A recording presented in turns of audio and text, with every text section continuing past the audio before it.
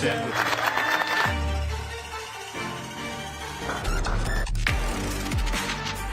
Wow. To become world 8-ball champion. Brilliant performance. Shane van Boening, world 8-ball champion. Joshua Filler, new world 8-ball champion. Albin Ocean, the 2025 world 8-ball champion.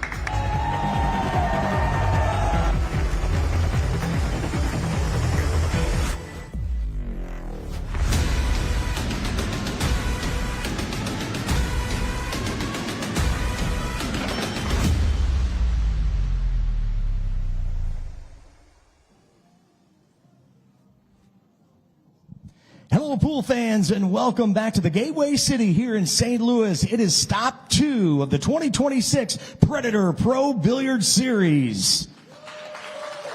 8 stops around the world this year, and Predator is awarding over $3.5 million this series.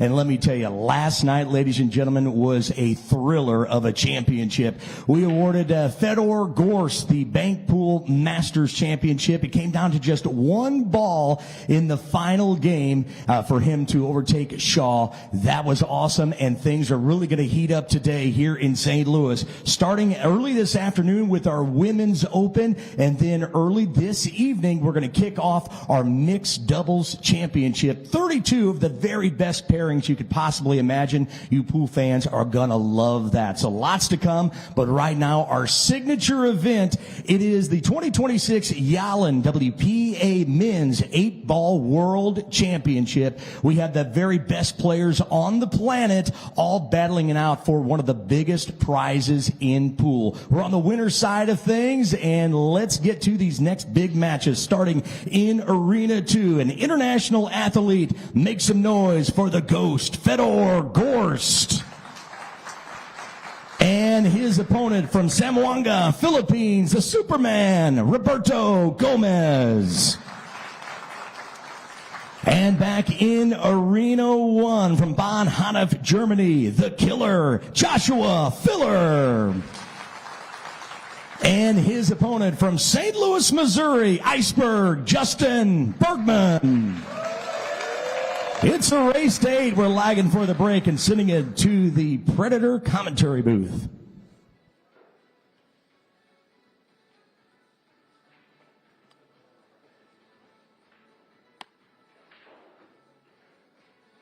A very warm welcome back all the way to St. Louis, Missouri. This is the Yalin WPA World 8-Ball Men's Championship.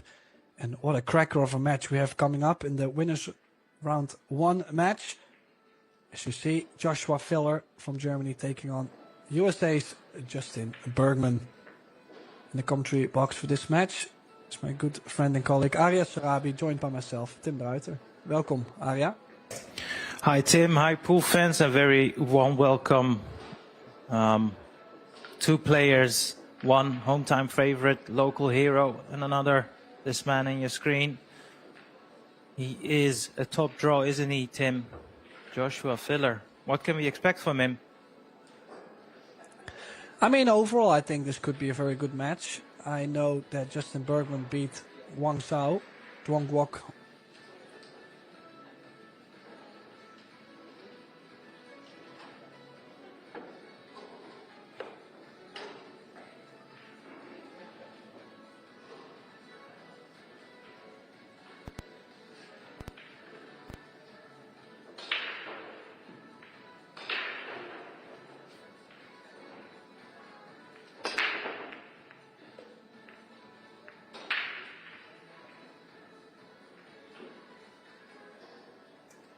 We had a little glitch there. I think I can still hear you, Tim. Can you hear me?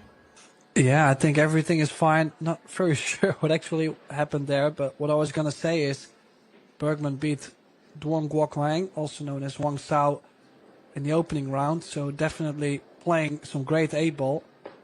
And it's just a question if he can hold the nerves. Yesterday he put on Facebook, losing the semi-final to Fedor Gorst in the banks. He put on Facebook that the nerves got to him. And I mean, he did take like a 5-6 year break off the tour. So I can imagine at times it still gets to you. Just looking forward to see if he can give Filler a good match here. Yeah, you kind of feel that it is up to Justin to get off to a good start. And, you know, you and me, we've done some matches yesterday on the same table. It's the break that's been causing a lot of challenges for the players. And I have to say, Justin Bergman, he started off the rack perfect and with a good chance here to put the first rack on the board.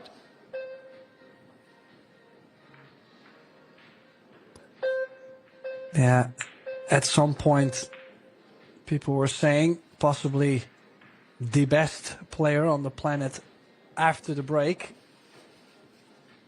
It's kind of a compliment and kind of a hurtful truth, I would say, knowing that your break is just so weak that people tell each other that you're the best after the break. But definitely a very clever player, plays a good cue ball. He did land nicely on the 9 ball being the biggest problem this rack.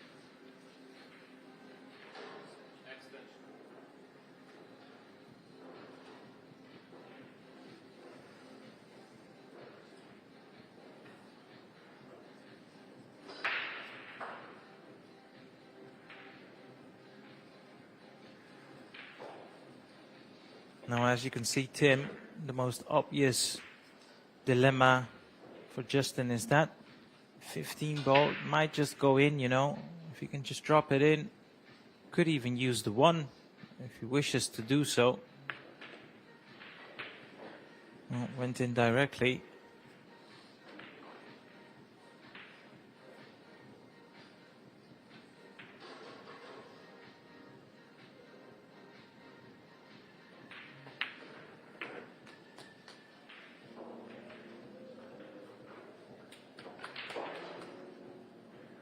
And how easy has he made this one look? This is a great start for Justin. Yeah, you would say nowadays with how everybody's knowledge is on how the perfect technique looks like and in general, you would say he has a bit of an interesting backhand. He does keep it very fluent in the back and indeed does start the match with a breaker run. As you alluded to, the break could be quite the hurdle for some players. We've seen the defending champion Albin struggle for, what is it, 5-6 breaks until he finally got something. So interesting to see how long Bergman can stay at the table.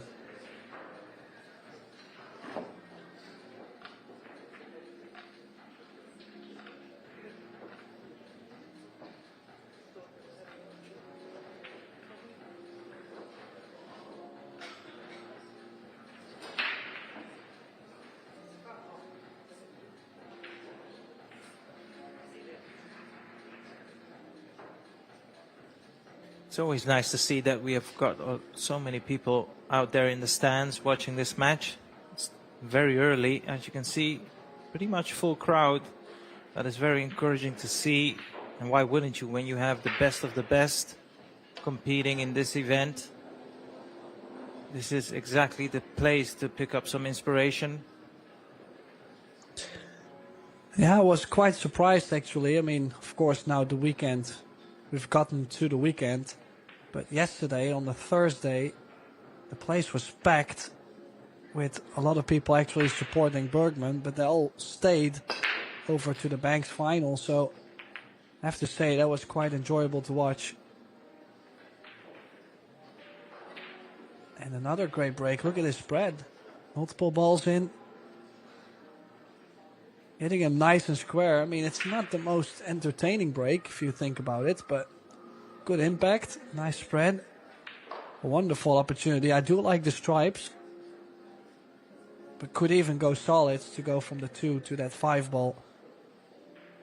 5 ball bit blocked by the 11 in the top left.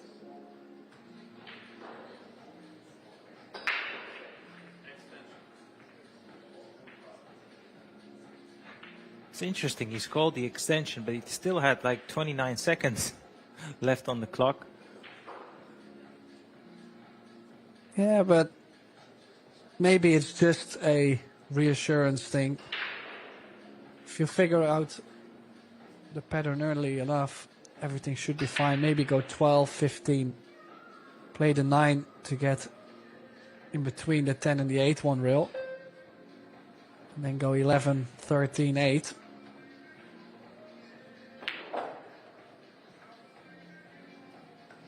He's got his cue ball exactly where he was aiming at before he took on the first ball.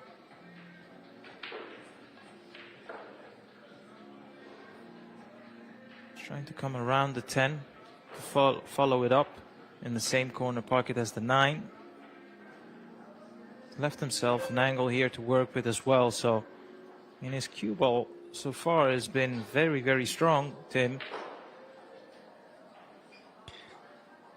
Well, I think it's also because of his background. I mean, he's played big money matches. He's been, for a long time, he's been one of the best one pocket and banks player around.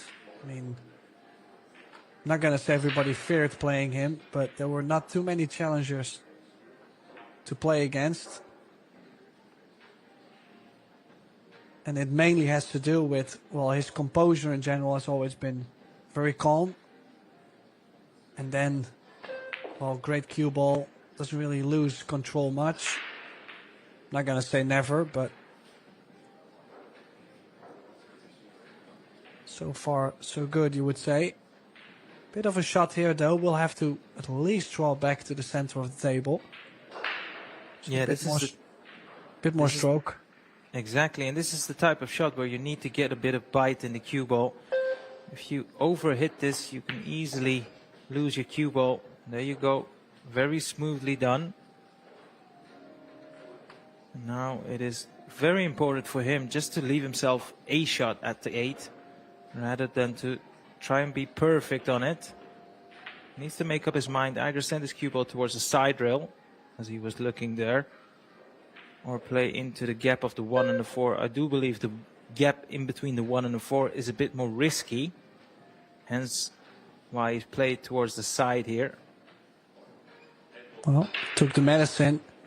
Good news, though. Doesn't really have to stun the ball much. Could float it in. Pocket speed helps the ball drop. He's still going to give it a bit of a stun, but just not too firm. And down goes the 8. That's 2 breaker runs in a row now. What a start for the American.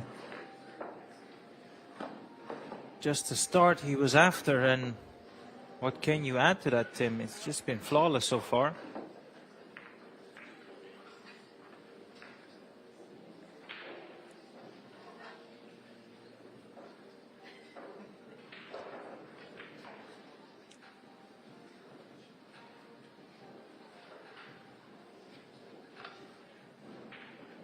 Yeah, who knows what we might witness this match. I mean, I actually have seen some matches where the balls were breaking good, the table layouts were nice. I do believe Albin last year when he won the title, he had one match where he had 7 or 8 breaker runs in this format. So it is very possible. Just doesn't happen as much because you have to hit the break so consistently, so well, enough energy, smooth enough. So curious to see if he can keep this break up. I mean, the balls have been flying in.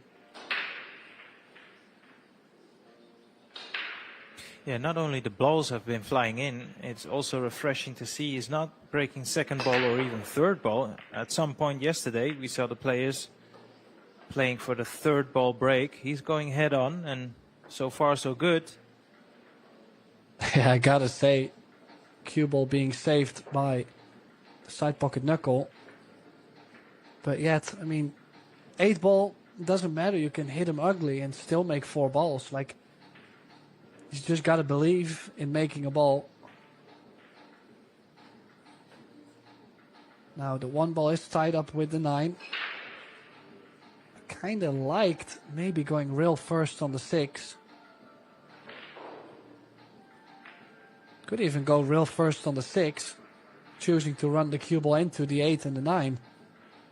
And most likely you're going to be on the 2 or the 7 ball. Bit of a risk, but I think most of the time it's going to work out, I would say, if you don't play it too soft.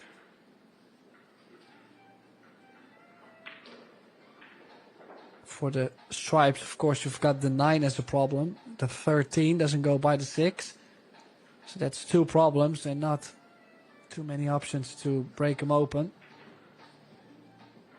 But if the 1 ball does go, I'm definitely going real first on this 6 ball.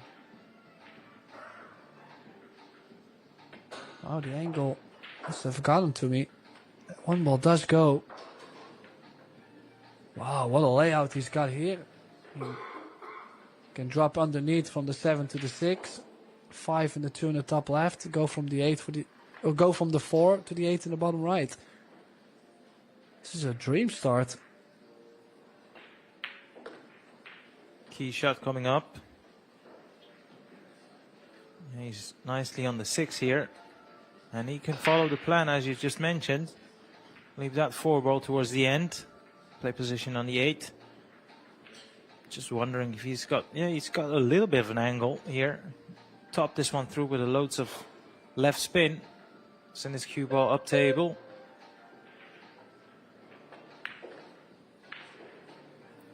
Like I said at the beginning of the rack, it's refreshing to see a player going head on the first ball and, well, utilizing the most of it. Because, the second ball break and the third ball break, even though it's a very useful tactic, it also comes with a price tag where the layouts are very tough. There's a lot of safety exchanges. Justin Bergman is so far putting on a clinic here. Well, I've got to say the layouts have been nice too. Not too much of work overall. But indeed, he's staying composed. He's not playing too fast, taking his time to make a decent plan at least for the rack. Of course, when I was going to say very clean pull, he almost put himself on top of the 15. I think he's just okay to go 2 rails forward to the 8, or could go 1 rail either. It doesn't matter as much. And the 8 to go for 3-0.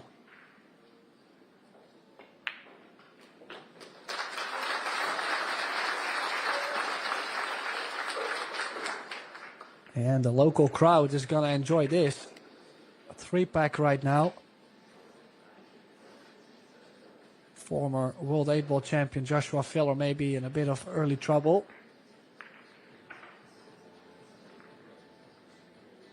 Yeah, there you can see everything is on 0 for him. That's obviously why it explains it, because he's had no table time. And Justin Bergman, on his end, everything is on 100%. What a start.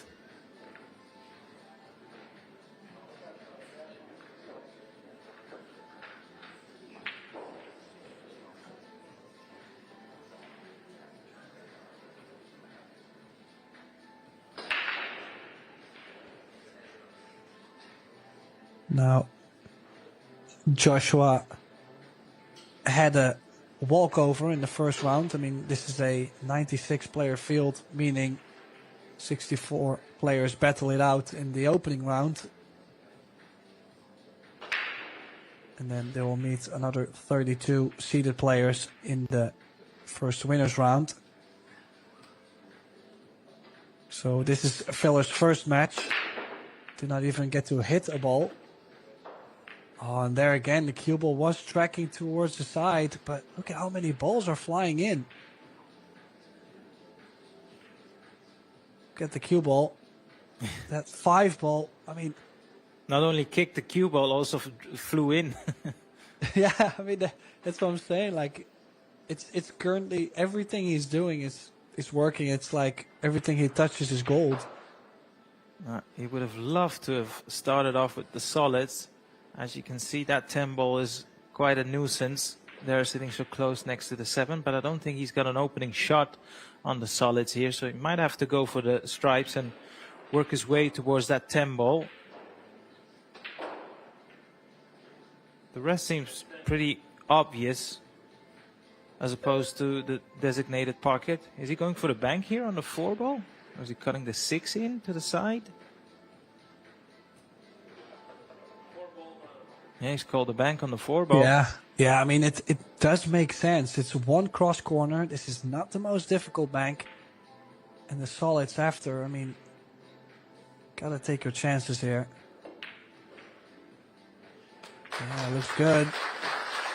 Now just, if you can get from the 6 to the 3 ball, so you go to the center of the table, take a bit more cut on the 3, then use the 7 to get to the short side of the 2. Because that's obviously going to be the biggest challenge, is to get rid of the 2 ball, not going by the 3 ball.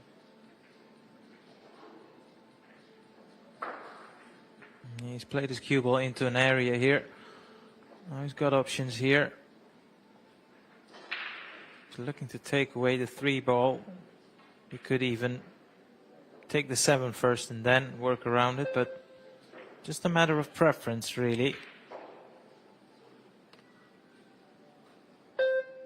Needs to check the cue ball.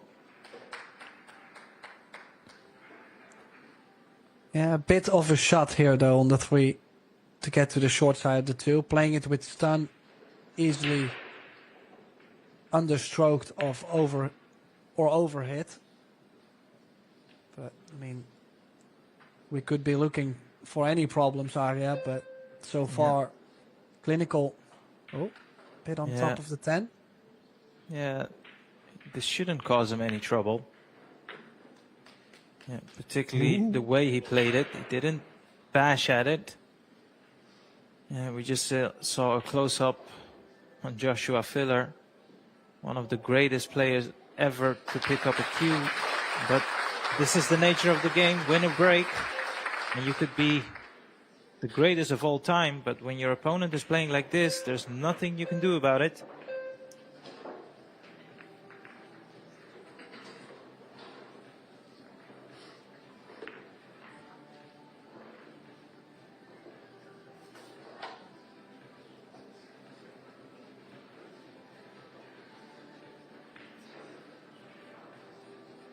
Yeah, I mean, I really like the stats, but when someone's playing perfect and the other guy hasn't shot yet, there's not so much to look at. The only thing you can actually look at is the average balls pocketed on the break, and the balls pocketed total 36 for the American balls pocketed, and still not even a chance at the table for the German.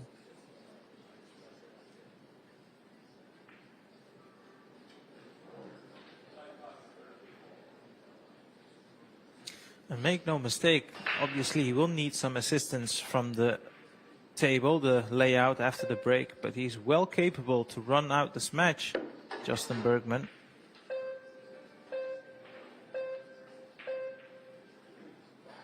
So far the break, Tim, has been a very, very handy weapon for Justin Bergman. Let's see how he breaks in the 5th.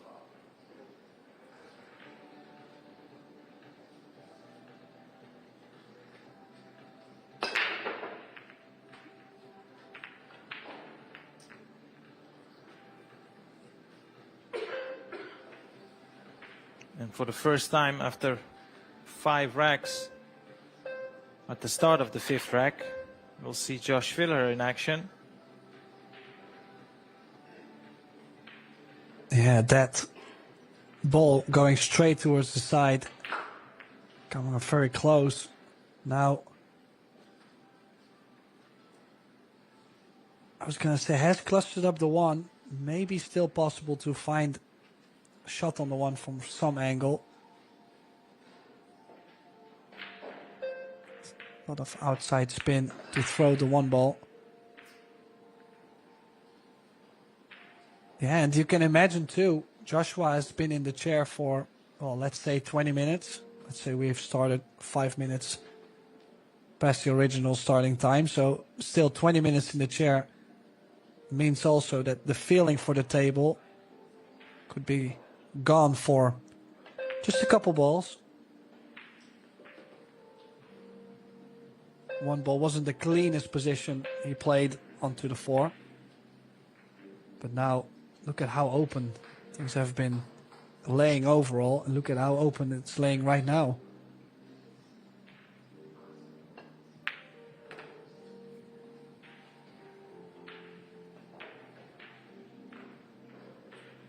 I think the first time I saw Josh Filler play live in action, he must have been anything 10 or 11 years old, and even then you could sense how talented this young fella is. And what he's gone on to achieve is, well, nothing short of extraordinary.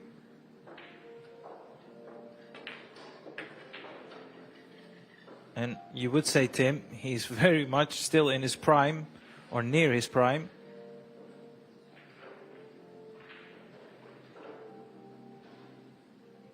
Yeah, unfortunately for myself, I have also experienced enough against Joshua Filler, so I think I'm able to write a couple books about it. Just a phenom by itself.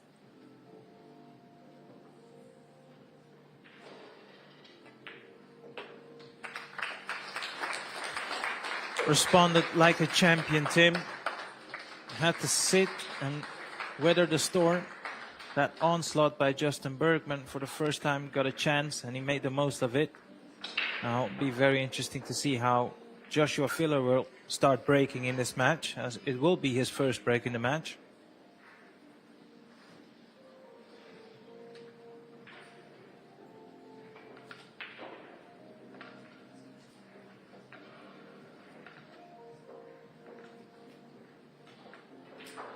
Yeah, slight change there in the stats. Finally got a first shot after the break. 20% now for Joshua, of course. Once out of 5 breaks.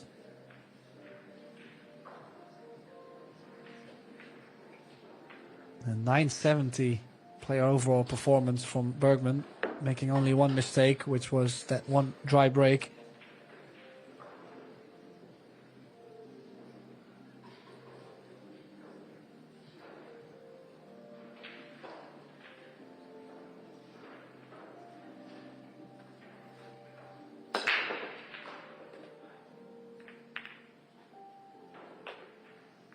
Yeah, absolutely crushed him.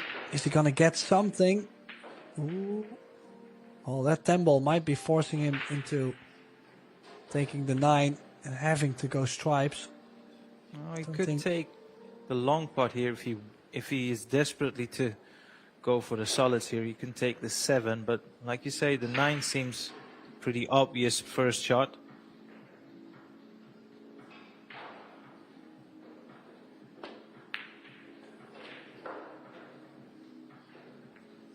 That's a collector's item there, Tim. Swung his cue up right after impact. Don't know what went wrong there.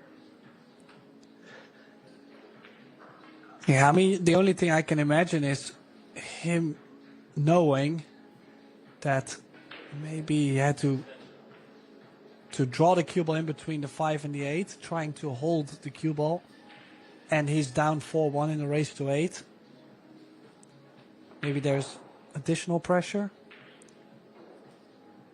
But this is massive for Justin. He even gets to pick if he wants to be solids or stripes.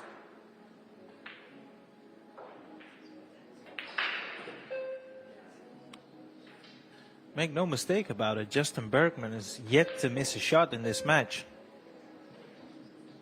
It's just that he had one dry break. Has caused him to lose a rack, but you know, in play he's been perfect.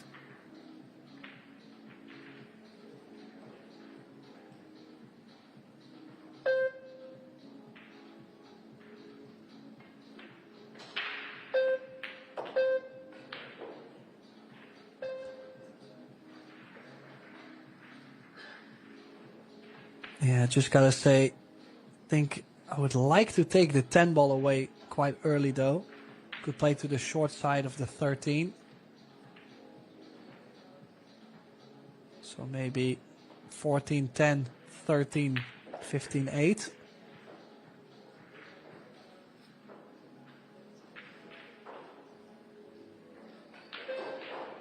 Could also go up to the 15, but to play the 13 by the 6. And if you leave yourself too much angle, now suddenly could be funny to get on the 8 ball. Well, maybe he believes that 13 still goes by the 10? Okay.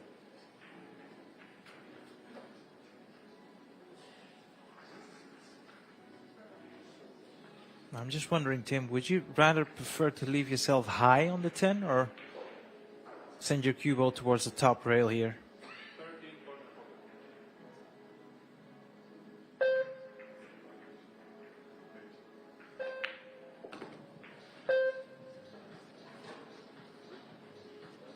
No, I kind of like this. Go one rail straight down. I mean, you just got to tell yourself, listen, I'm most likely not going to get straight in on the 8.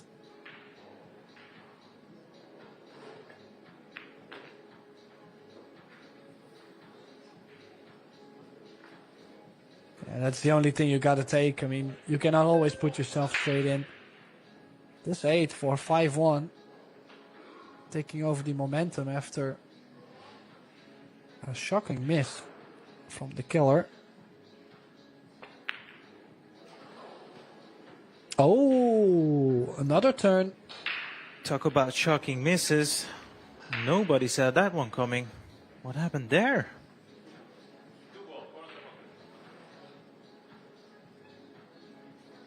Yeah, you could say maybe the spin got him. I mean, he could have maybe played it with top spin instead of messing with low right.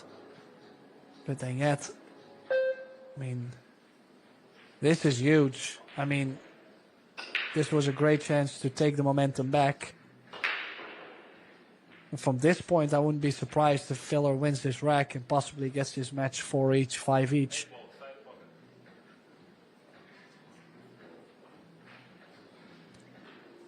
Yeah, Filler just a little roll up on the 2, making sure Bergman cannot see the 8, and he's always going to be opening the 5 ball. He's called the 8 into the left side pocket. That's always going to be a very tough shot.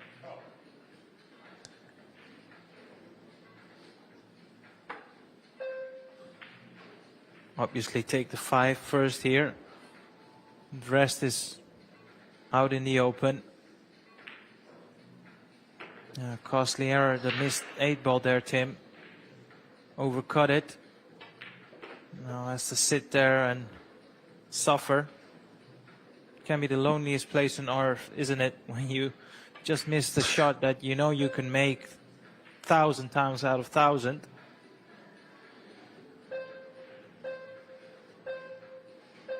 Yeah, actually, don't forget, 2 shocking misses in one rack, even though everything else has been perfect. Perfect play so far from both gents. Then suddenly the mistakes there. Maybe they're feeling this is kind of a turning point either way.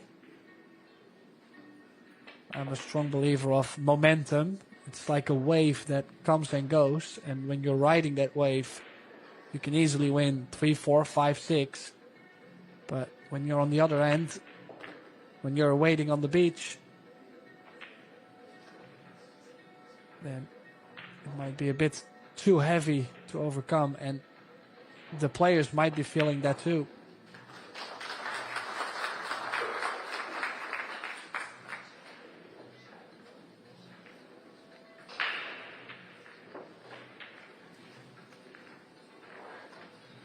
Yeah, so what could have been 5-1 is now 4-2. Yeah, it's just, it must have been the spin there. Just a shocking miss. Crucial point in the match, and there's the save from Filler. Kinda making sure to get the out. I mean, that's the most clever shot he could have played from that point. So we're at 4-2.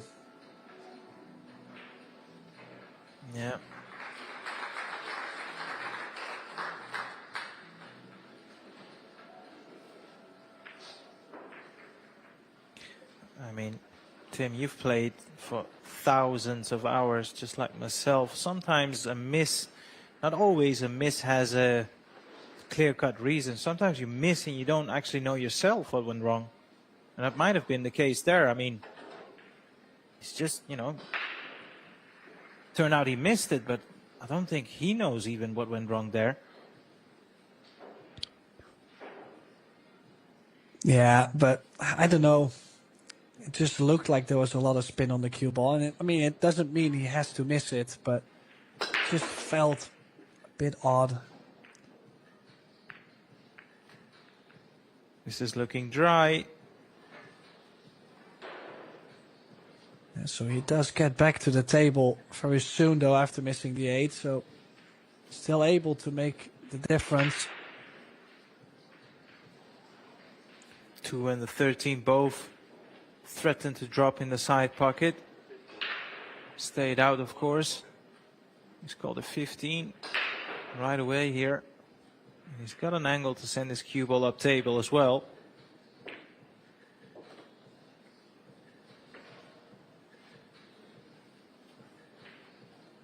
Now, this is also a crucial part of the game, is when you've missed a very easy shot, is how fast can you recover and, you know, shake off the cobwebs, as so to speak, because it normally is a rarity for these top professionals to miss a shot like that.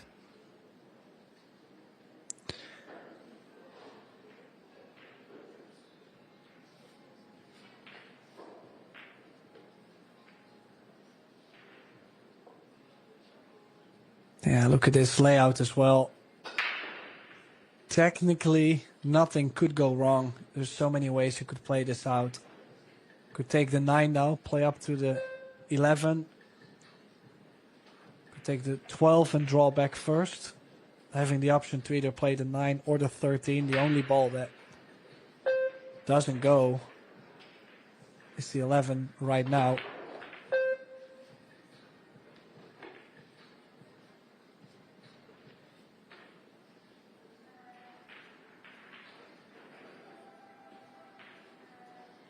I was about to say he's landed a bit awkward here on the 9, so he's trying to leave himself a bit more angle now.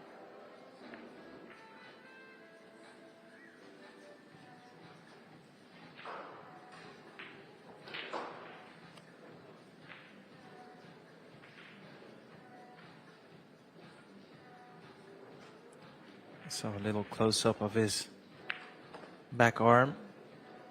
The grip on the cue is very, very loose.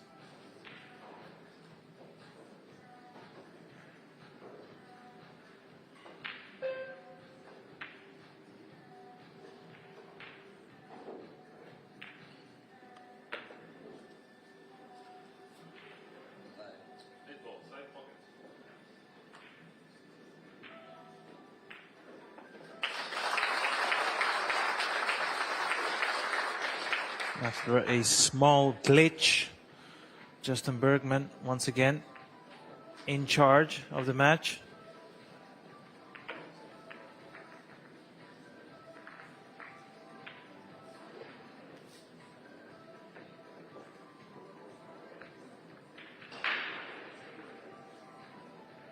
Yeah, the stats definitely getting closer to each other, but yet still a 3-game difference.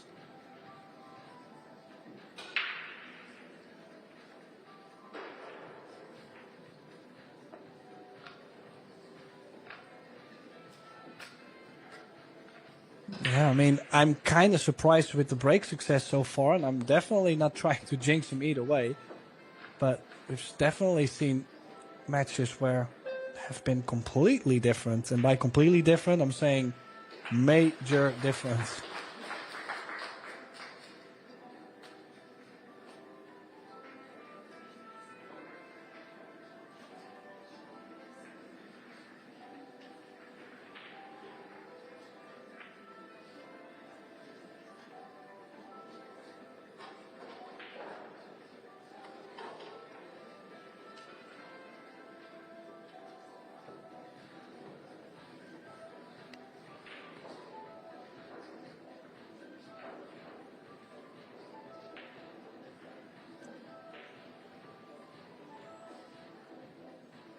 see in the stat, 80% success on his break.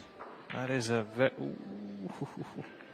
That cue ball didn't drop, but, you know, simultaneously, no other ball dropped either.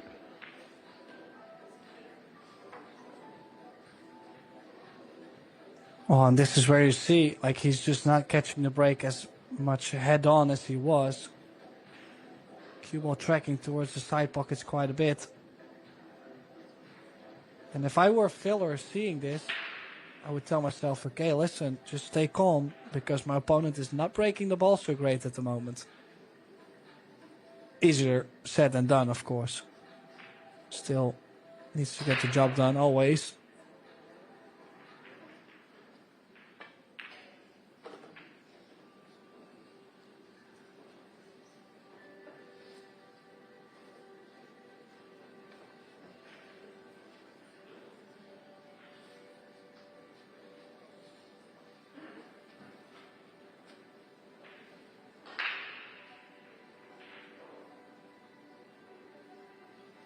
Yeah, so then again,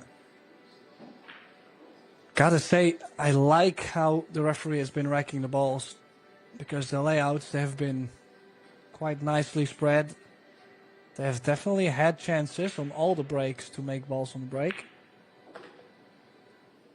Yeah, I think that's a fair assessment, Tim. The layouts have been very good, very honest. I mean, not saying they've never had a cluster or never had that one positional shot that had to be perfect. That's where their quality came in from. But like this too, he's going to lay himself on the top side of the 5, or that's what he was trying for. But then yet he's going to leave himself a bit longer on the 7. And technically anything he does on the 7 is okay to be on the 6 with the 8 next to it. Well, he is going low in the cue ball. Now he forced the angle out to be straighter or closer to the 7.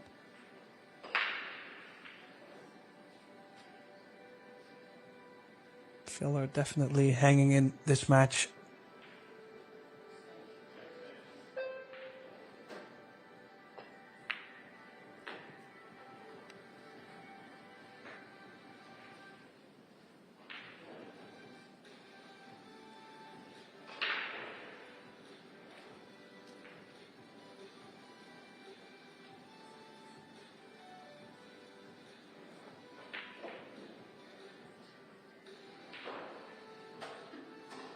These type of situations, normally the players are very reluctant to send their cue ball towards another ball. He found a way to go up table, leave himself perfect on the 8 ball. Still in with a chance in this match. It's only 2 racks behind.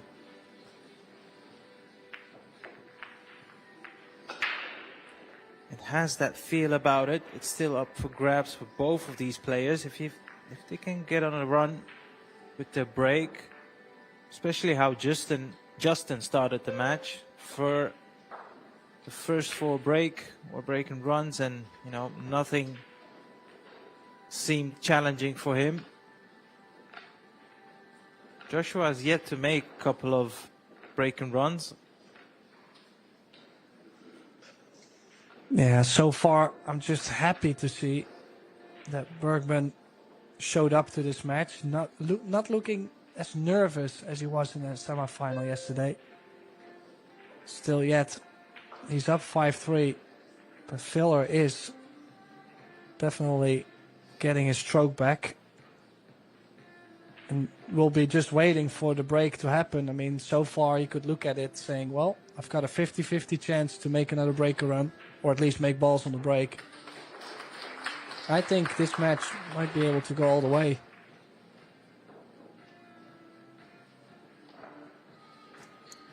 Well, you heard it here first.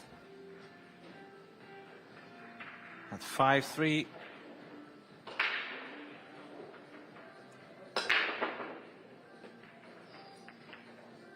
Yeah, down goes the ball.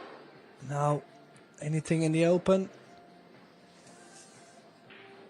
Well, a bit of a tester as the layout. Cue ball tracking towards the side too. That definitely skipped a beat there for Joshua. I'm quite sure he felt the pressure of getting the cue ball down the drain. And if you look at this layout, 7 doesn't go by the 12. So you would like to go for the stripes maybe. But then there is a cluster with the 9 and the 10. And also the 13, 11, not too ideal. So I don't mind going for the solids, but you got to use the 6 very early to go 2 rails and nudge the 7 ball out. This is to where I'm saying on both sides, there is a way things can go wrong. This is not a cookie run out. And here you can see the angle he's got on the 6 to play the shot you've just mentioned, but I don't think it's quite right, the angle. He would have preferred to have a bit more on it. This is more like a 3/4 ball. I would prefer half ball on the 6. So might take the 5 first, or the 3 and then the 5. Yeah, now he's going for the stripes, so slightly more challenging. Well, this kind of tells me the 9 is available to the bottom left, which makes things a lot easier. Can he find a way? I mean, from this angle, I don't think it does go. Maybe off the 5. That is clever, actually. Low left spin, draw the cue ball back. 9 off the 5. Was he playing the... Oh, he was still able to play the 10 off the 5 as well. It's nicely spotted. All the work not done yet, though. The 15 looks to be quite the trap as well. Doesn't go by the 3 in the bottom left. It doesn't go by the 7 in the top left. He's contemplating to send his cue ball up table, and he might just nudge the 13. Doesn't have to do that, of course. No, took a different route. And it's a bit tough to tell what he's left himself. I mean, that 12 obviously always was available, but doesn't look like anything else is available. He must have played for the 15 into the center, playing the 13 to the top right in this case, in this view. But, I mean, I've just seen so many shots go wrong into the center in the last couple events. Now he only has to, he's right behind it, only has to drop it in, so it would give him every chance.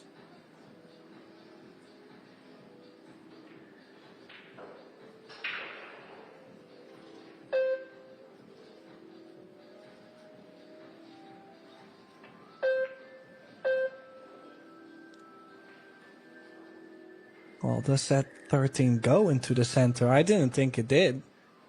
No, he's looking at the 11 into the bottom right. And I think it goes past the 4 ball. Now he might have to bump his cue ball into the 13. Ideally, he would like to go around it. Oh, he was a bit worried with a cue ball and the 13 and ended up missing the 11 altogether. And this could be a very costly mistake, Tim.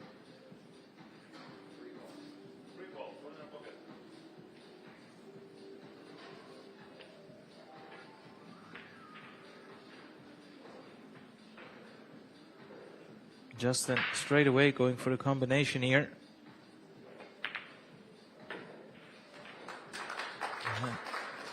And with that one single shot, he's made himself favorite for the rack now. Yeah, what a momentum shift once again. I mean, gotta say, quite sure Filler won't be happy with his performance till now, has now missed, well, 2, where I would say I would still favor him to get going. It happens, though. It's all about how you respond to it. But 6-3 Bergman in a race to 8. Slightly worrying for the German.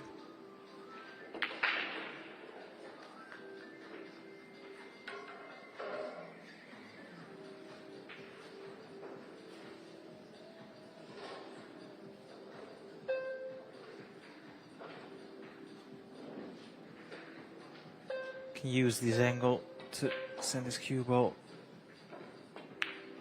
on and off the side rail.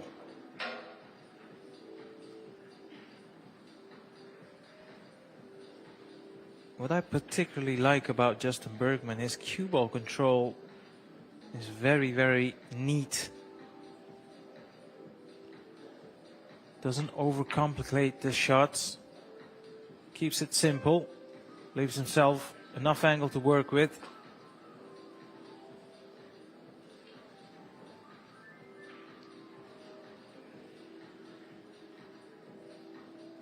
And let's not forget Tim, he's the hometown favorite. So if he can keep this level up, he's going to be a very, very tough opponent to beat in this event.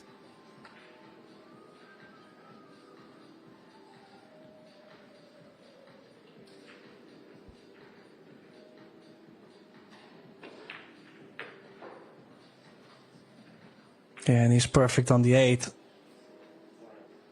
Massive rack. This is 5-4 or 6-3. Such a big difference. And indeed, the crowd is only going to make him stronger and stronger in the long run. And he's always going to feel very welcomed by the fans.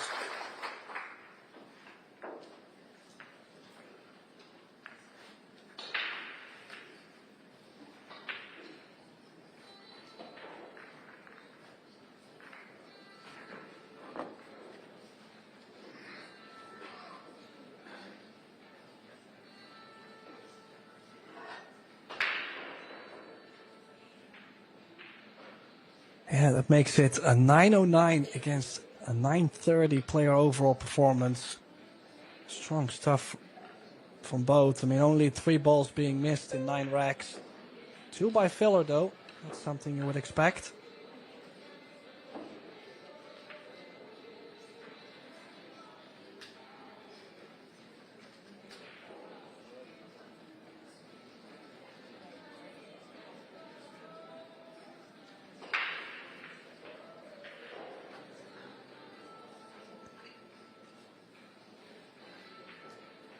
Ref making sure the balls are nice and tight. Predator, AeroRack in action.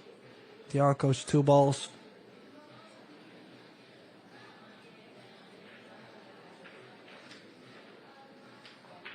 On the Apex table with the Predator collaboration together with Simonis cloth.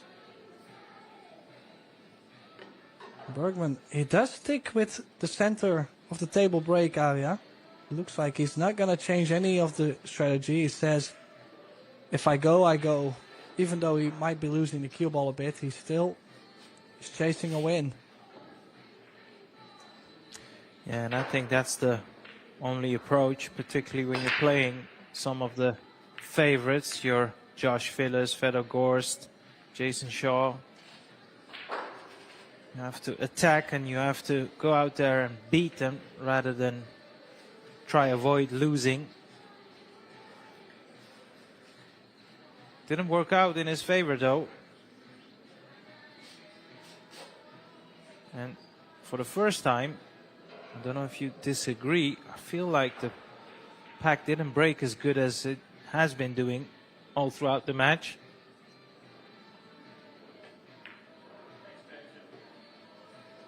Yeah, the break will always be a funny thing.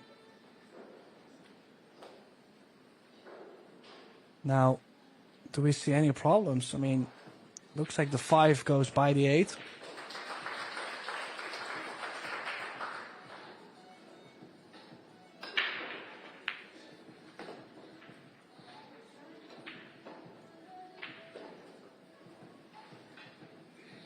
And then, well, the 6 doesn't go by the 4 in the bottom left.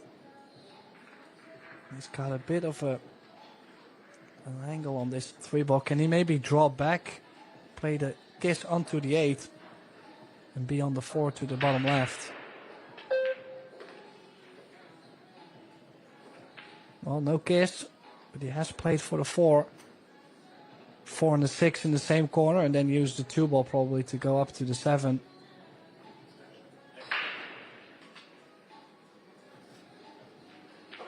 It's very important for himself to land ideally or straight on the 6 or a bit high. I want to be low on the 6 after this shot.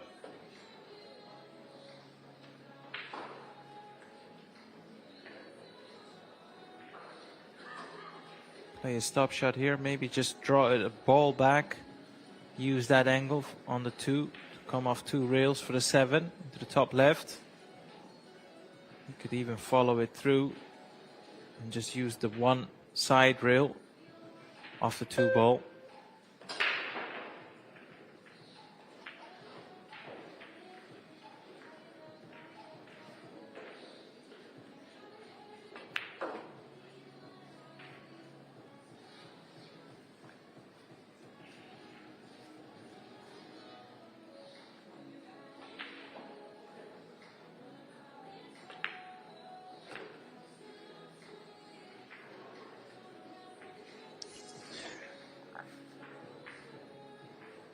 Yeah, another steal on the break. It's now 6-4. I mean, don't count Joshua Filler out. There's still many, many ways this match can go. Imagine 1 or 2 good breaks. We could be tied at 6. Like, what's 1 or 2 breaker runs at this point?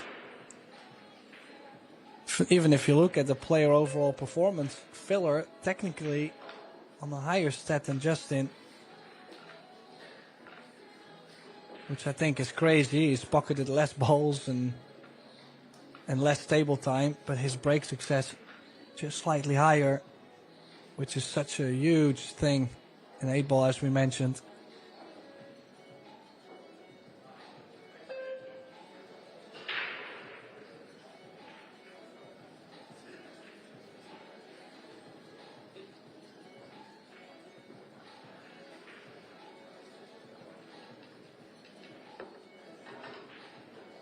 And here's the schedule for the coming days. Still have so much more to come. We still have the Women's Open, the mixed doubles.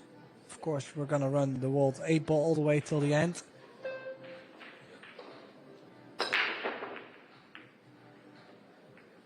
Everything will be free to watch on Pro Billiard TV, so make sure to stay tuned. Put on your notifications. Get that notification when we're live. And down goes the 2. Now, Tim, what are we looking at here? Solids or stripes? And why? Well, I gotta say, you must like the solids. But there is a couple small hurdles. As you can see, the 4 barely goes by the 12. The 3 ball might barely go by the 12, but it's not a huge gap. Not sure if he can play a 10-7 combination, be on the 3 ball, and then get onto the 4.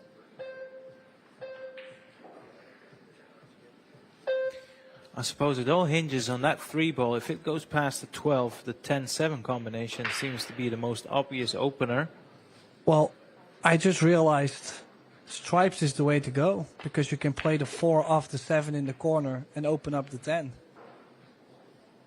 And he could have used the 13 as a starter going down table. Kinda liked going stripes.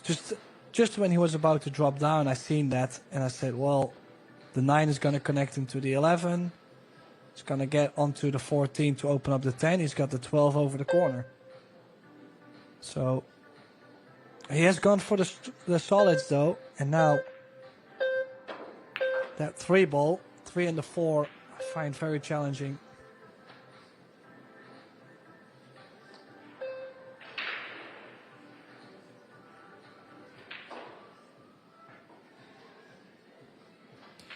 Well, there's one thing I do dare to say. I don't think that 3 ball goes past 12. Otherwise, he would have played on the 3 ball right after the combination at the beginning of the rack he played. So you'll have to play a very precise positional shot here. Could even try and dislodge the 3 after the 1 here.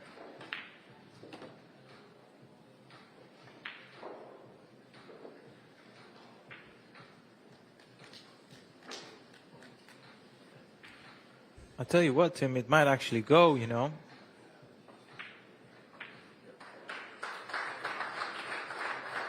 Yeah, I mean, it's just not big. But he's made things work. I just realized what I said there just a few moments ago.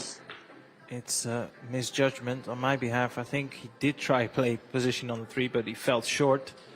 So he had to take an alternative route. Here he is.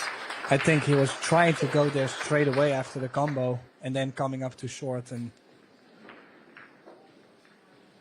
after having trailed 4-0, he's only 1 rack behind. And I have to say, Tim, the way Justin started off this match, you couldn't see him do any foot wrong, but here we are. It's all to play for.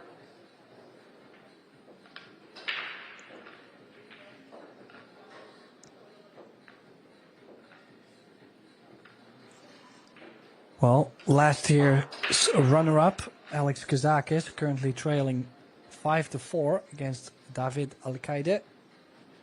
Another great match. Another one, actually, I just spotted, is Victor Zielinski. He's currently up 6-4 against Mateusz Snigocki. Snigocki, who played a really strong European Championship. Of course, so many more matches going on at the same time. It will be impossible for me to read them all. In case you want to know more scores, want to see your favorite player, go over to ProBilliardSeries.com. All the draws are on there. All the participant lists are on there. The draw, the format, the prize money.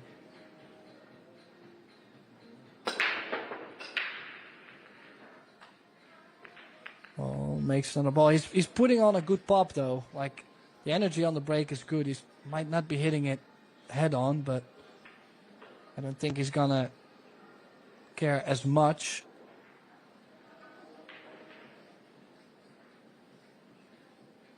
But now then, doesn't really have an opener for the stripes. And for the solids, he has to play a perfect shot from the 3 ball to get on the 2. Probably will have to go quite firm into the 13 to do so. And then still, I think things could land quite bad for him. So it's kind of forced into taking the solids. I just don't think the solids are so easy, Arya.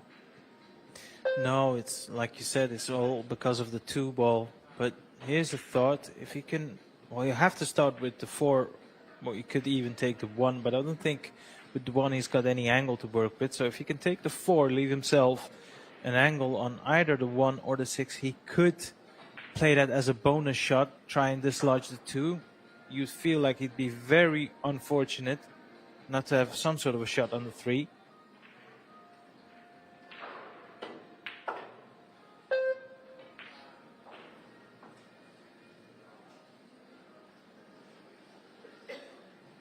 No, so maybe he is back looking at the 3 ball.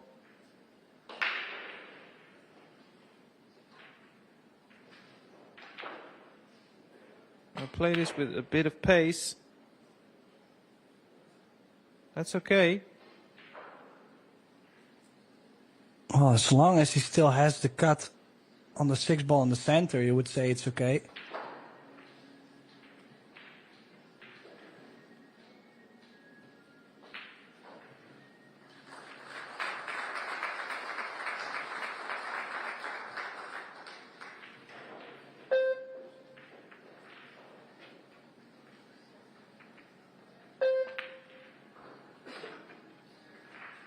That's a gorgeous recovery shot. Made that look easy. Now, once again, he'll have to play a very precise positional shot. He wants to send his cue ball towards the first diamond, just above the right corner pocket. Can't afford to overhit this. Can we have... There we go. And he's glued to the rail, so that limits his options in terms of side spin as well. He'll have to play this with some left spin, though.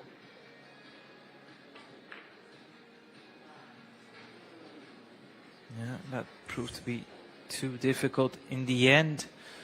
And even though that 2-ball has blocked the pocket somewhat, I still think this is a great opportunity for Justin to put himself on the hill.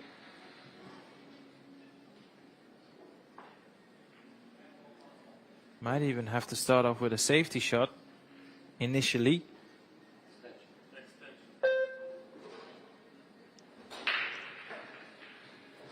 Yeah, but the 2-ball isn't such a position. Filler might be able to actually make it. I kind of like this. Make the 2-ball, follow the cue ball with inside spin under the 12. Yeah, you're right, Tim. That is the best way to play this. Of course, you do leave a potential kick shot on the 8-ball, but it is at best a 10% shot.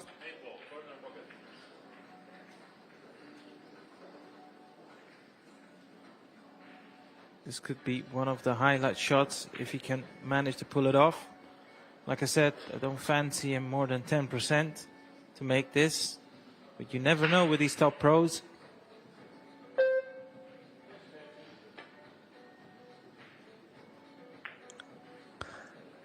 Well, good try.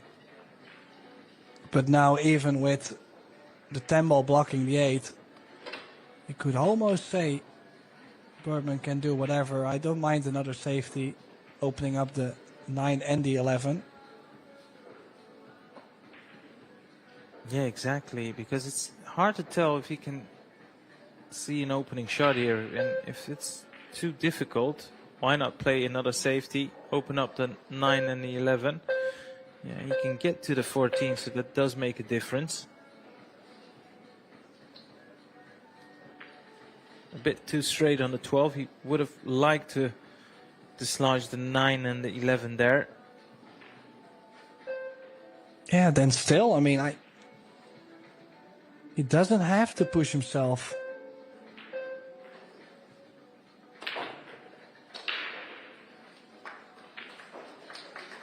Like, I really like the fact that he put on a nice stroke and he opened up the cluster. He's put himself into a really difficult position now. And imagine with the 12 being gone, if he leaves the cue ball near the bottom, Joshua could kick the 8-ball in now. So now suddenly he's... If you miss, you leave Joshua an opportunity. Yeah, there you go. Played it with inside spin, I think. And he's been fortunate.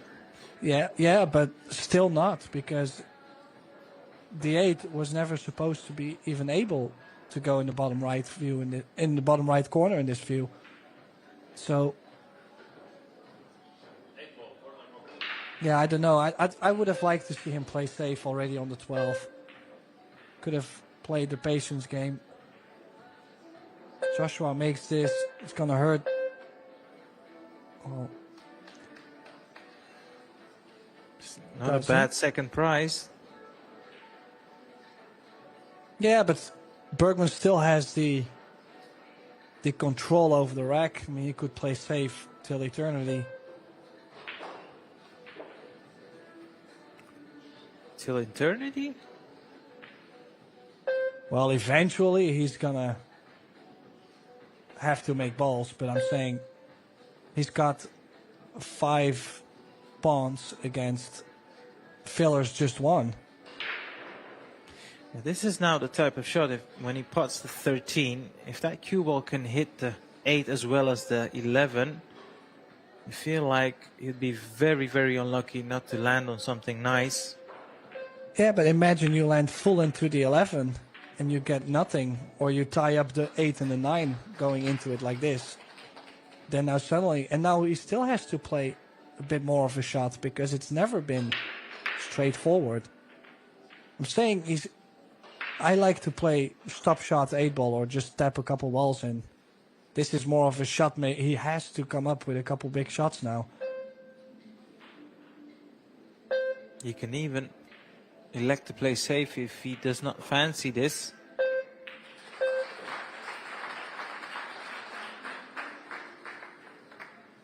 Went for the attack there. Nice shot. Wasn't easy. Was a bit of pressure on, given the circumstances. And the same goes for this 9-ball. Normal circumstances, you would favor him to make this 99 times out of 100, but under pressure, anything can be missed, Tim.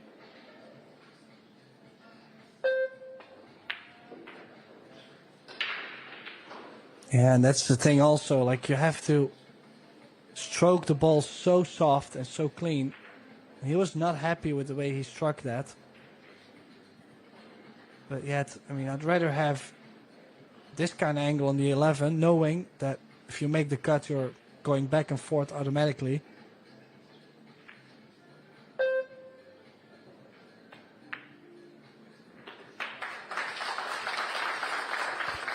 Fair play to him. Fair play, Tim. Increasingly, the last 3 shots have become tougher and tougher, but every time he's come up with an answer, and this 8-ball to put himself on the hill. Nicely done. As he gets a massive applause. Hometown favorite.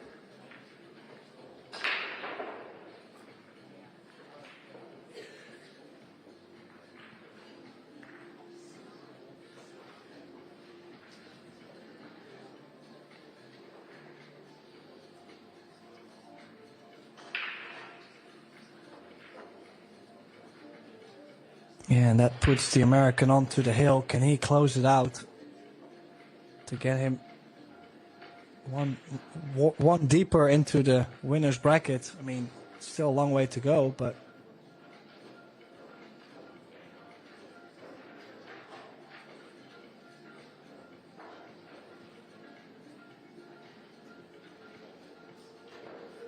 still no timeout taken by either of the 2 players. Like to get it on with it.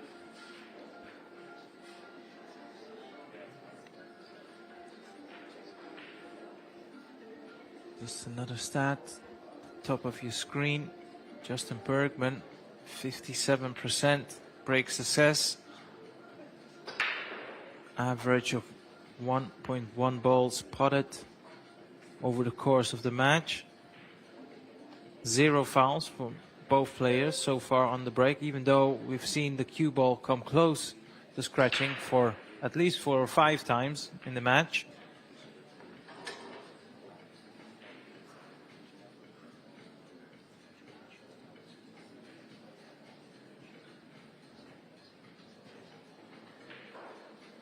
well, this will be his last break for this match. Look at his break success overall, 80% against 57. That's huge.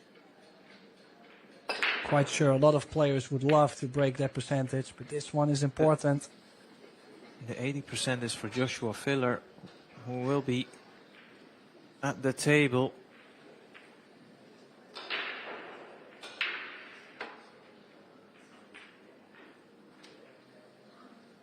Have a look at this. Couple of balls. So close to dropping. You can really relate to him, how he's feeling at the in the chair right now. It's quite remarkable how nothing dropped. And as you can see, everything pretty much in the open as well. Now that 1 ball will need some care and attention. The rest is sitting pretty.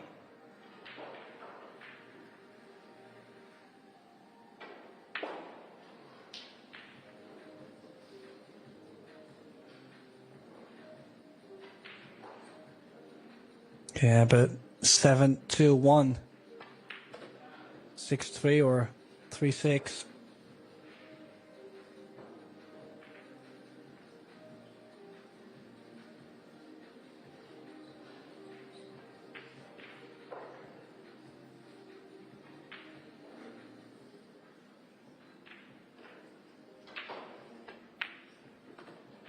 On table 2, the Ghost Feder Gorst on the hill as well, 7-4 up against Roberto Gomez.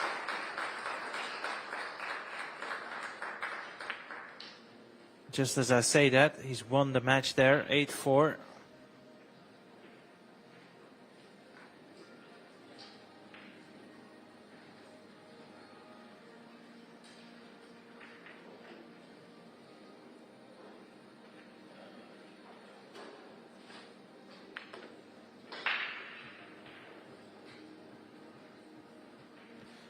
left himself a little bit short here. He would have preferred to go, let's say, a couple of inches further on the 3.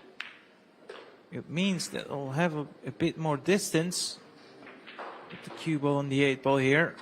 Now we've seen Justin Bergman miss a shot, probably even easier than this one in the match.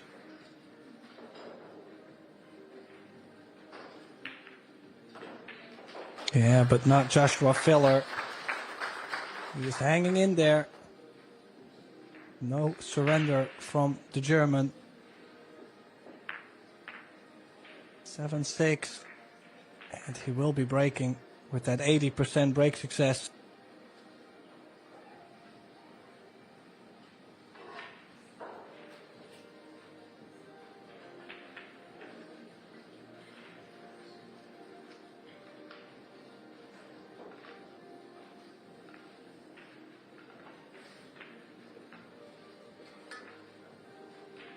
Yeah, what a stats. Both players almost getting to a 900 player overall performance. That's right at the spot where you can win a tournament with. 80% break success against 50%.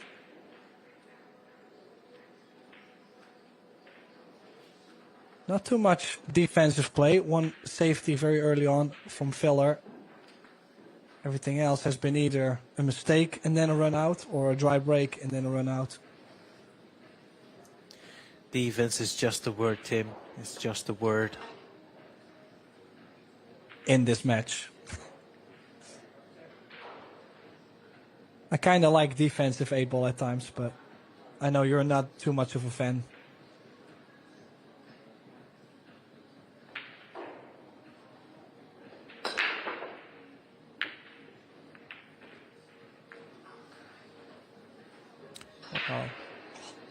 Cue ball almost down the drain, and yet he does stay at the table. Wow. That's quite remarkable, isn't it?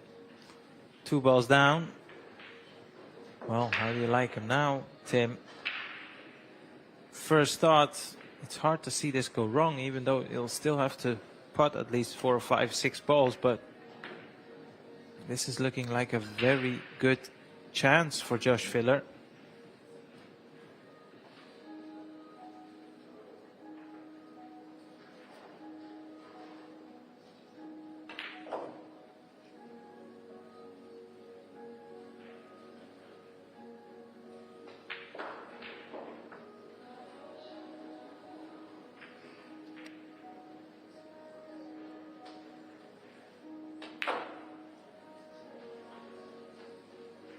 So many plays he could have ran this out to. Could have played to the 2 ball.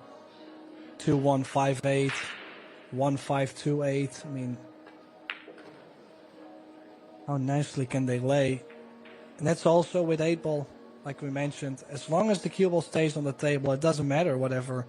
I mean, you have a chance to run out. And cannot imagine this not going hill-hill area. I mean, let's be honest. When you break and you get a layout like this is all you can hope for. Again, you still need to take care of business, that's for sure, but that's something we've come to expect from these top pros.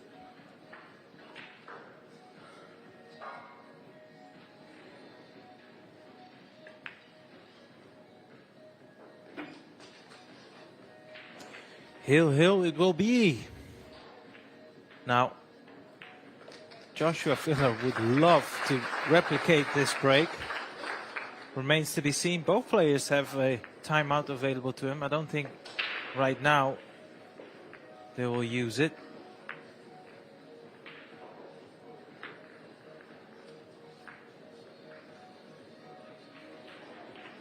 We see some of the shot in the replay with that straightforward shot. 8 ball into the side.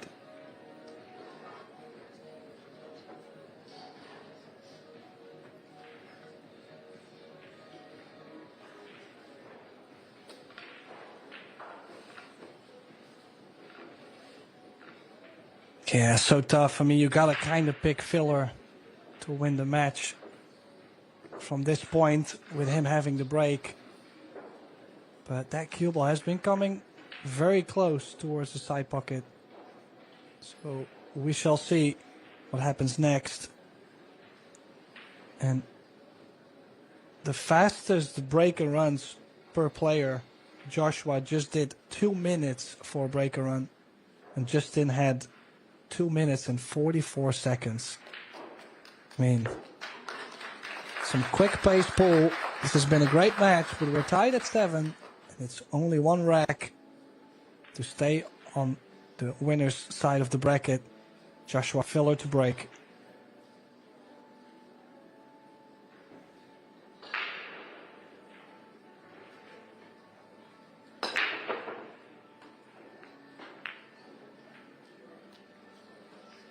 But execution, can he pot a ball? No is your answer. And have a look at this layout. Worrying times for Joshua Filler. Justin Bergman in with a great opportunity to still come out as the winner. Can he keep his nerves together? As you can see, the worried look on the face of Pia Filler. Josh is his wife. Out in the stands, Justin Bergman with the majority of the crowd rooting for him.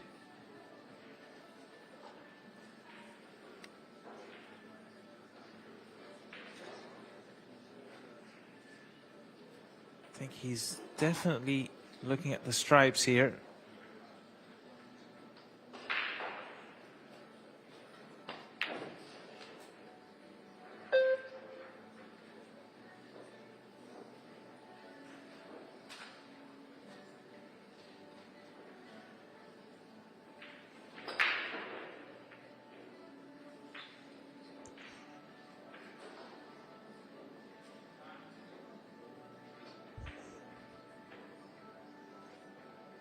Yeah, can play to the 13 now.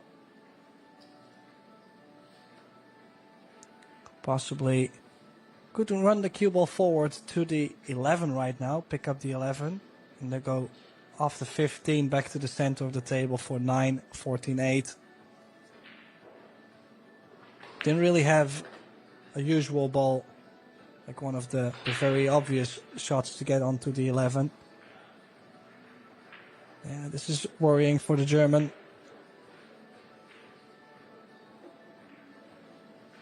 Yeah, right away after he hit the break and he saw the layout, I'm sure he knew that his odds were not in his favor to get back to the table at this level with this type of layout. You don't expect to come back at the table. You can always hope, of course. Yeah, a loser of this match, meeting Emil André Gangflet. Winner of this match.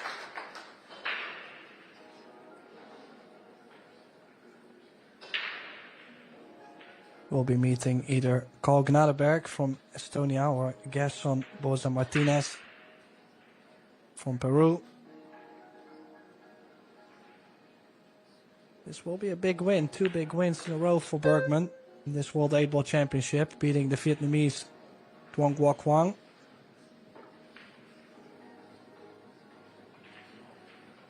And imagine, that match was a hill thriller as well, Arya. Yeah. I'm just looking at this here, Tim. You can play a stop shot on the 9, take the 14 into the bottom right.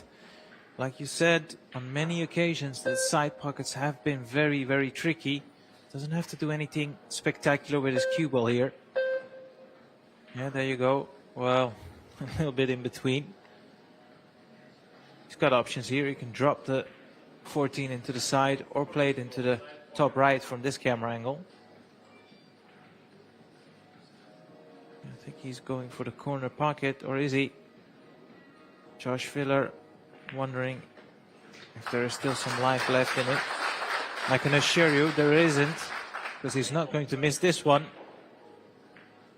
What a match we had, Tim. Yeah, and the house goes down. Jackson Bergman beats Joshua Filler, Hill. Advances to the winner's qualification round, one step closer to a place in the last 32. And right out of the arena he goes. Look at this. Fortunately for Joshua Filler, he will have to take the long road. This was Arias Varabi and myself, Tim de Ruiter. And of course, we would like to thank everybody for tuning in once again at Pro Billiard TV. And our next match will be coming up very shortly, I do believe in 30 minutes. So make sure to stay tuned at Pro Billiard TV. Also far here in St. Louis. Hey, Justin, real quick word here. You ever, when you were sitting there and Joshua was...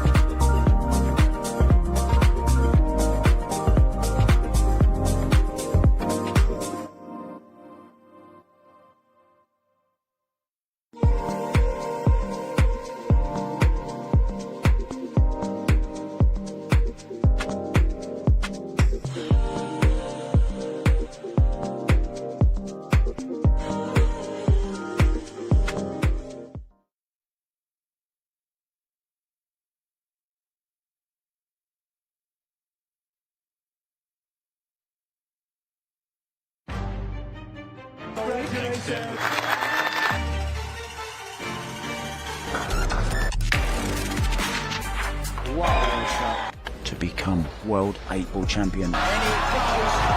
Brilliant performance. Shane Van Boening, world 8-ball champion. Joshua Filler, new world 8-ball champion. Albin Ocean, the 2025 world 8-ball champion.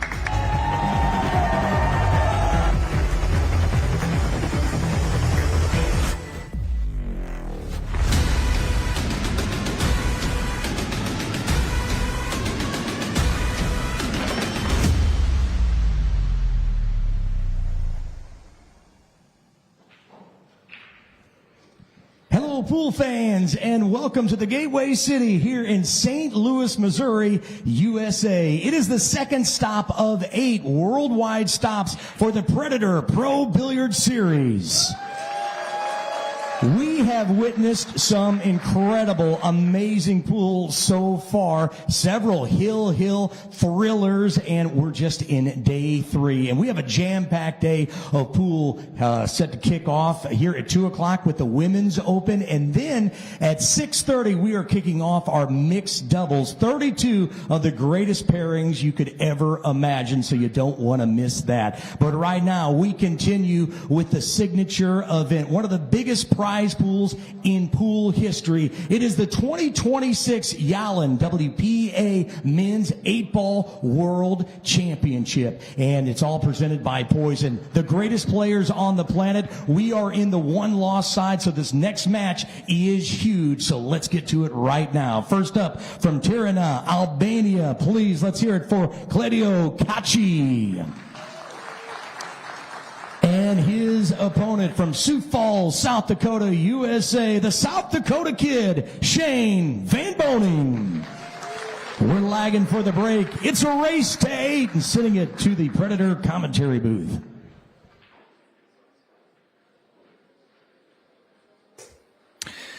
A very warm welcome, pool fans. We're back live. As you heard our MC announce, it's the losers round 1. The South Dakota Kid, arguably the most decorated player out of the U.S., Shane Van Boening, taking on Kachi. Back in the booth, back with me here is Tim de Ruiter. Tim, welcome. Yeah, thank you, Aria. What a match I'm expecting here. Young Kachi has been climbing the rankings quite a bit over the last 2 years. Could be quite the battle coming up for Shane. Yeah, and I'll tell you what, it's still quite early to say, but the overall head-to-head, it's 1 apiece. So Claudio knows how to defeat this giant of a player.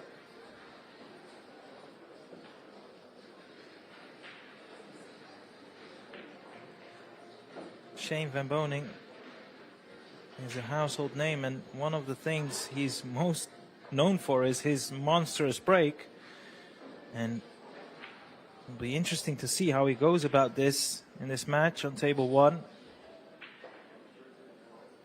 Well, I have seen him break in so many different kind of ways when he won the World 8-Ball Championship a couple of years ago in Austria. So he definitely has a couple options to go for. This one definitely not the most successful one. From the side head on. First visit to the table for Claudio.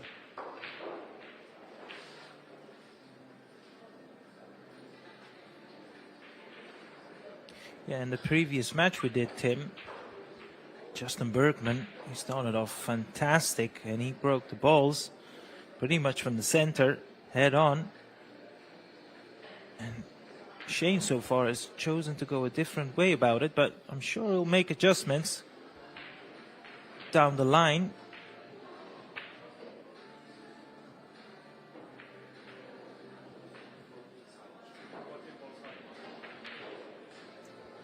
What you see on your screen is a very talented cueist, isn't he, Claudio Kachi?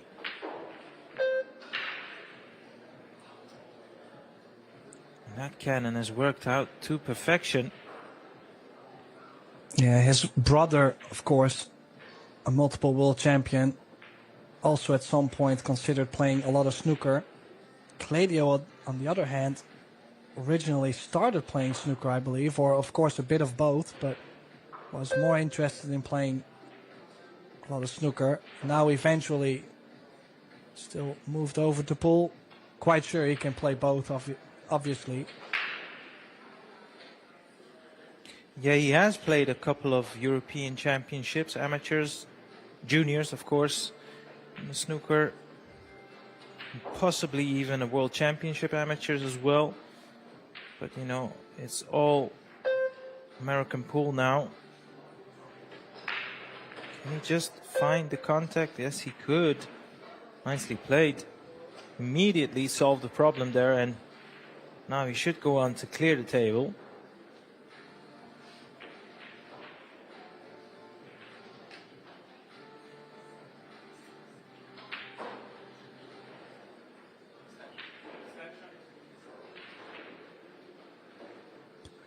Yeah, one thing that Kachi brothers do have is, well, I'm not going to say they have a problem with the shot clock, but they really like to take their time to make sure all the options are as they imagine them to be.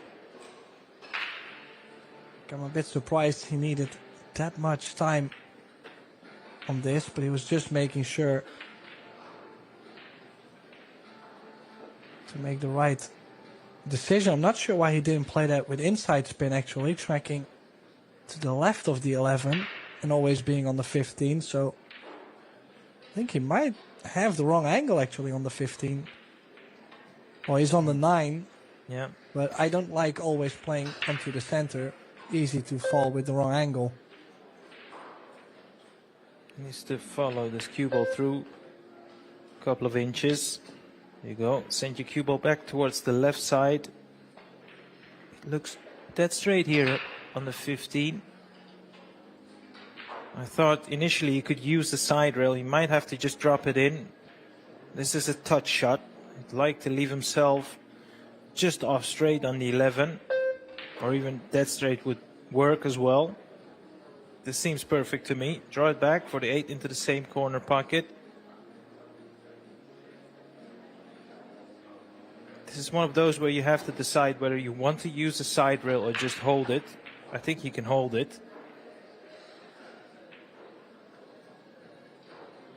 And I see what you meant there in talking about the shot clock coming into play. I think both players, Claudio as well as his older brother, Ekland, they are very big on their fundamentals and the pre-shot routine. So that's probably one of the reasons they take a bit more time. But at the same time, nothing really seems to can go wrong with their technique. They're very, very proficient.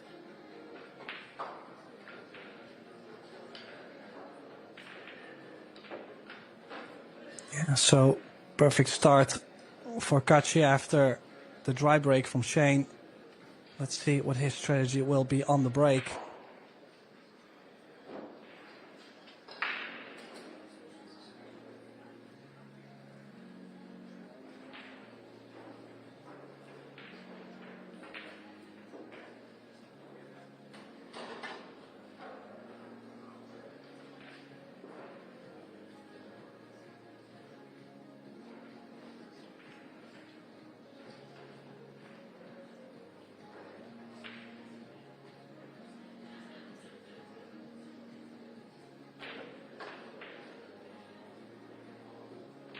Much like his opponent, Claudio also breaking from the side.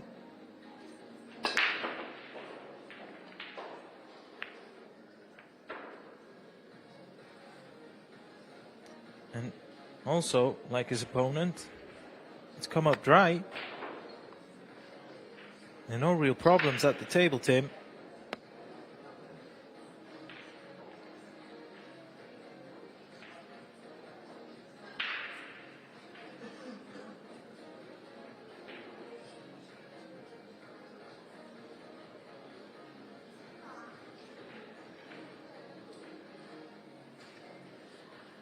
Yeah, well, the 15 and the 13, of course, being blocked. That's why he's opting to go for the solids.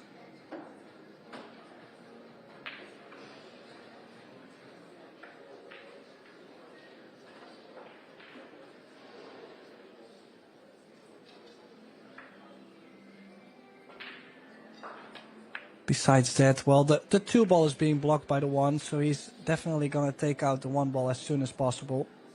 I think that's what he's played for now. We'll open up the corner for the 2.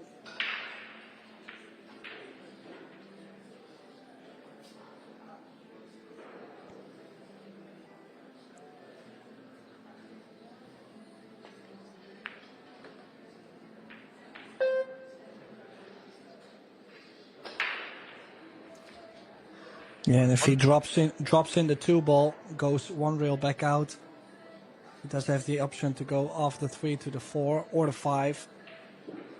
6 is laying nicely to go to the 8, so great layout from this point. Has taken away the necessary balls to make things look easy.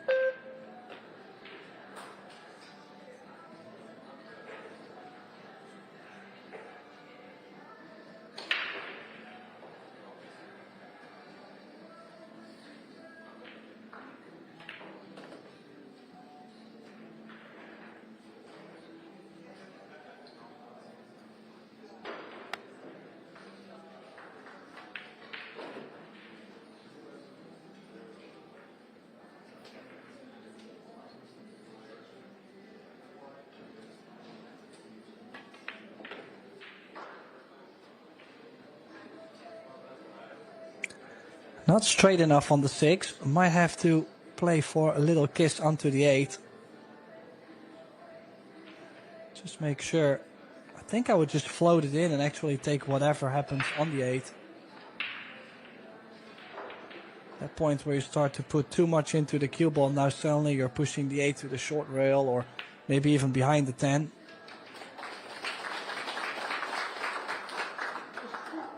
So 2-0 for the young man from Albania, Claudio Kachi. He's catching a gear right from the start.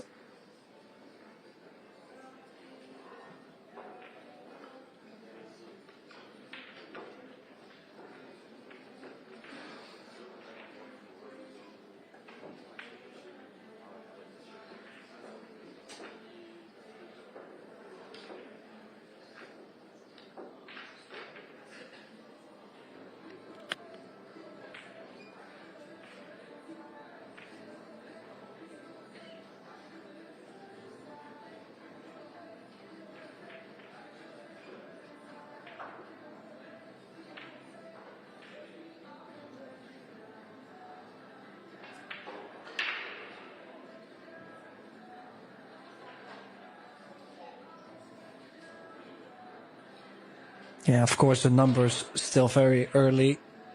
Perfect set so far for Kachi. And, well, I mean, obviously, the worst numbers for Shane. Only had a dry break. Kachi breaking from the opposite side, though. Is he going to go head the top ball first? Like Shane did, but then the opposite side. Let's see if this side maybe works better.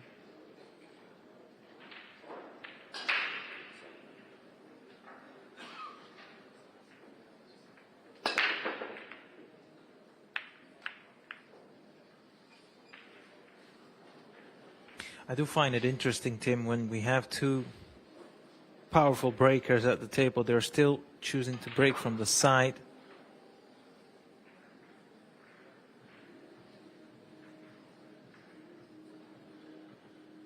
That 2 ball, as well as the 15, or that, actually that was the 12, came very close to dropping.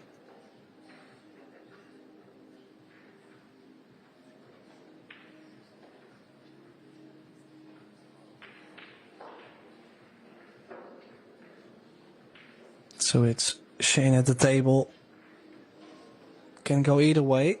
Solids or stripes, but the 4 ball being blocked by the 9. We'll have to either use the 7 right away. Can he play shape of the 3 to the bottom right? Does the 4 go?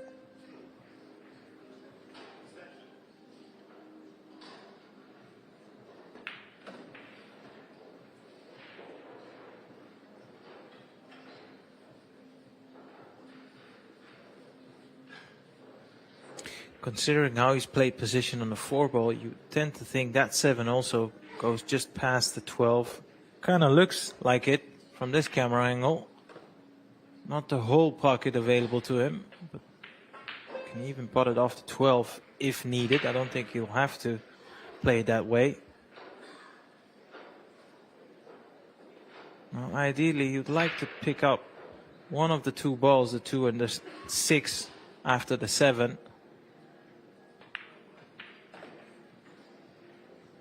He's lost his cue ball though. He's lost his cue ball. Well, we might have to see a monster cut on the 6 ball.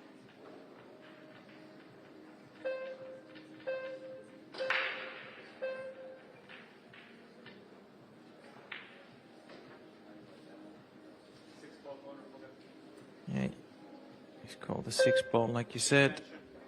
Or is it? Yeah.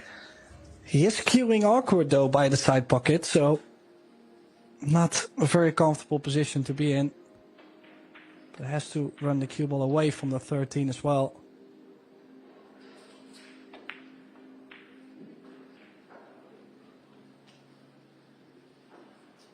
And he's missed that 6 ball. Sloppy mistake from S3B.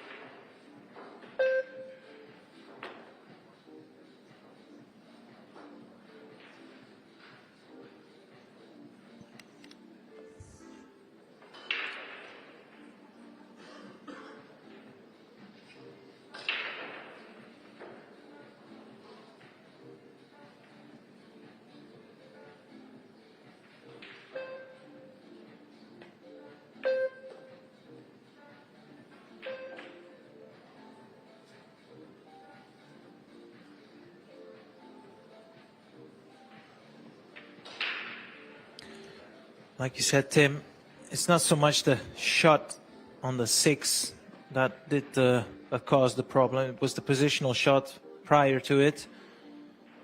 And Claudio back at the table, looking to punish Shane for that slip up. And when you look at the table, it's hard to see a miss from this position.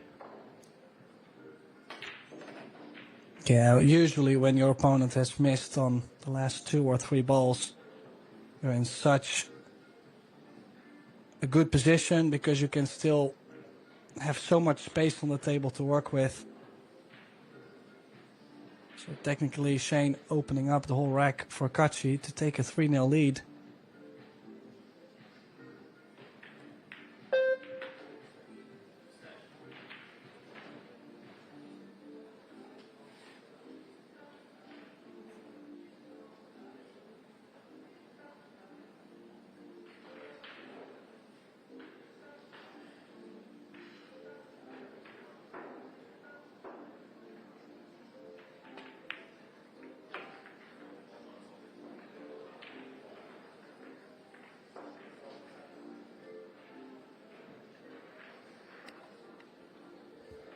Cue ball pretty much where it is now would be ideal on the 8.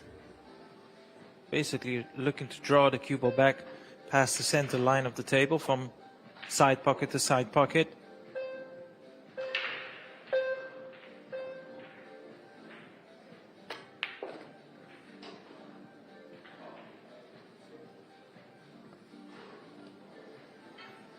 And he's done that.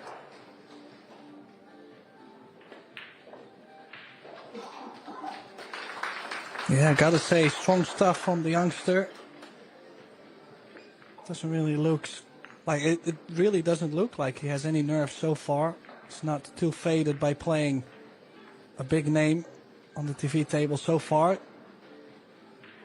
Very promising for the Albanian. 3-0 lead. Yeah, I totally agree, Tim. And I think that is a testament not just to himself. The same goes for his brother. They never seem overawed by the situation. They have this calm and collectedness about them, which is something you aspire for as a cueist. You want to be confident and calm in the storm.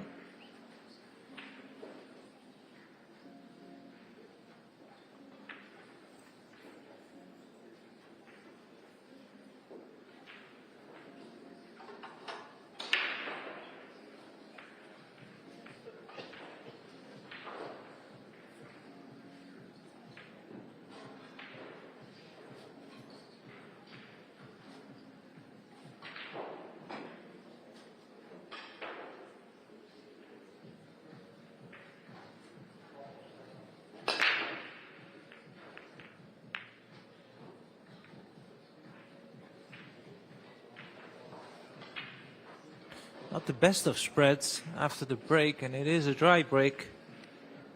It's a shame Van Boening gets another opportunity at the table.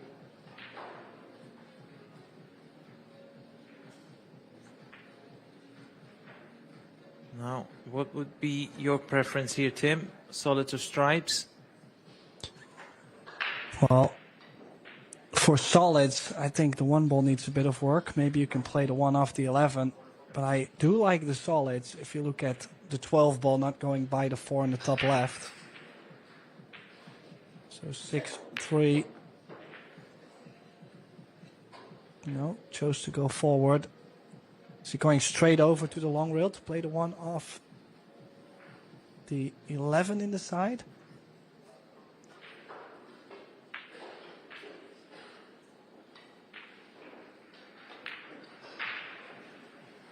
Oh, and he's missed that 2 ball.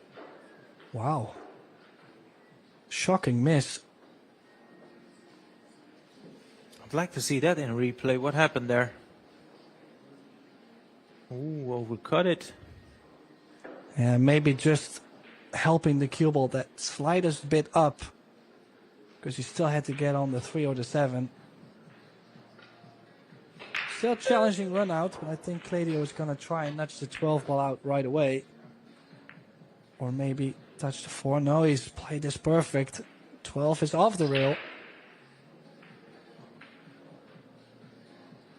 Now, if he wishes to do so, he can drop this 11 in, take the 12 into the top right corner pocket. Doesn't have to go that way, of course. He can buy a bit of time and land absolutely perfect on the 12.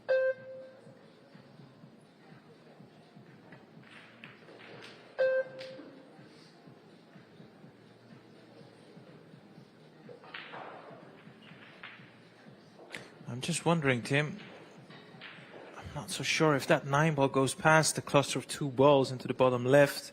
And if it doesn't, maybe he did try to nudge the 9 gently there in the previous shot. It's hard to tell if that 9 goes past the 2 ball. It does go into the bottom right, but from this angle it's pretty thin.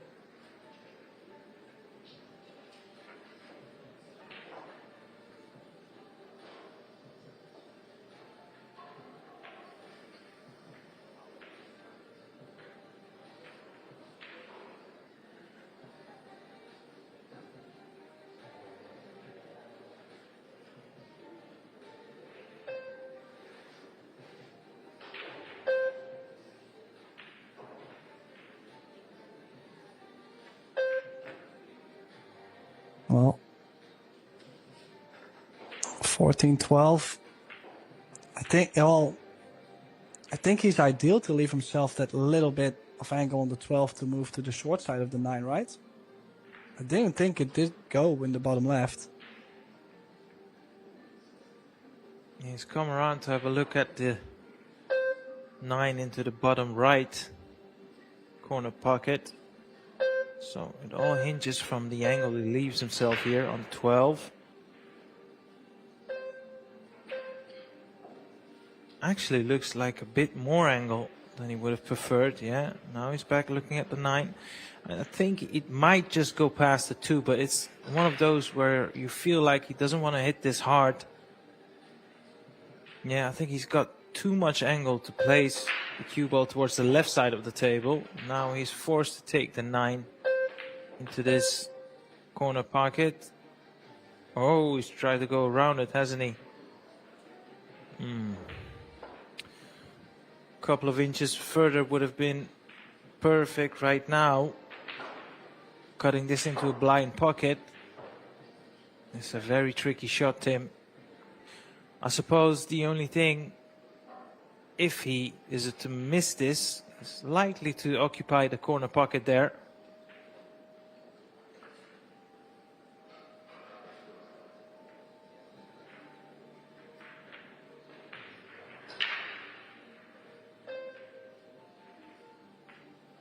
Or is he called a bank shot here? Yeah, I mean, I'm assuming. I'm not a big fan of this cut. Yeah, he was banking. Yeah, they drop. What a great shot. What a great shot that was. Coming up with the goods.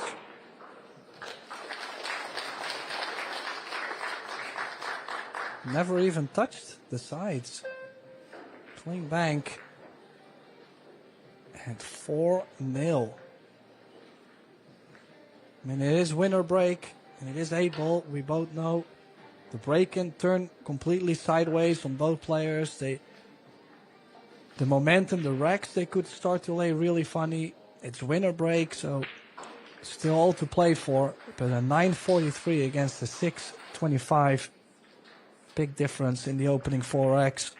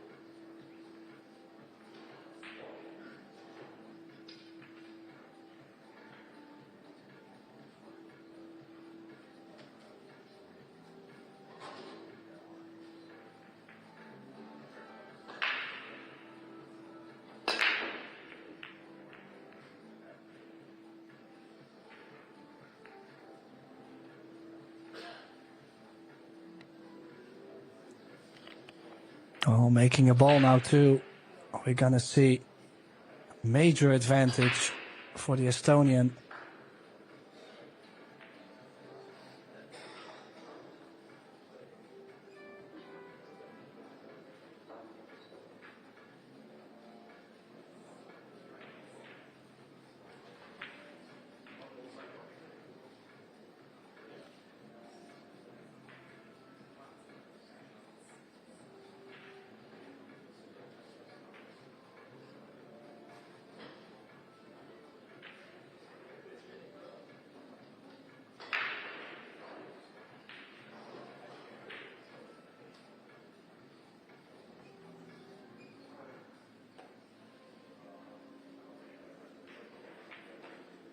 I mean, either way kind of works, don't you think? 12 ball, bit more difficult to be on though, with the 12 just being a lonely soldier and the 14 a bit more tricky, but it is possible. Just not sure. The 7 might not go by the 12, but at least you got 2 solids with it. I mean, it's both ways. It's doable. It's just not laying too great.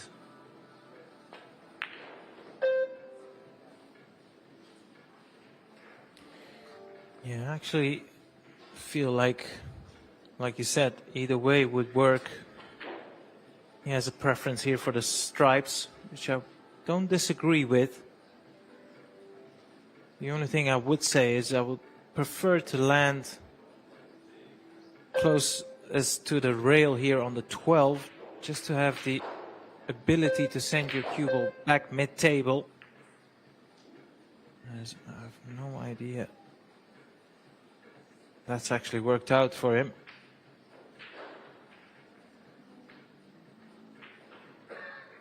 Needs to get some bite in the cue ball after this to The 9 doesn't go past the 13, so he needs to draw this past the middle line for sure.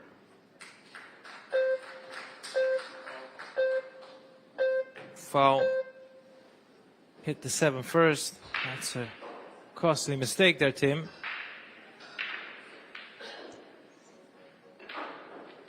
Yeah, just surprised it looked to be a bit tricky.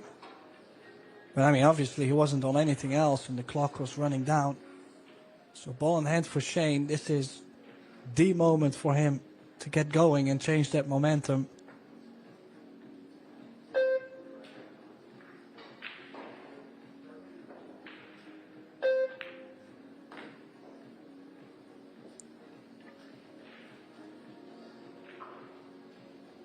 Kind of like 6-1, 3, 7, 4, 2, 8. Kind of like this. Just would like to free up the 4 ball just in general. I'm not a big fan of leaving the 6 till the end.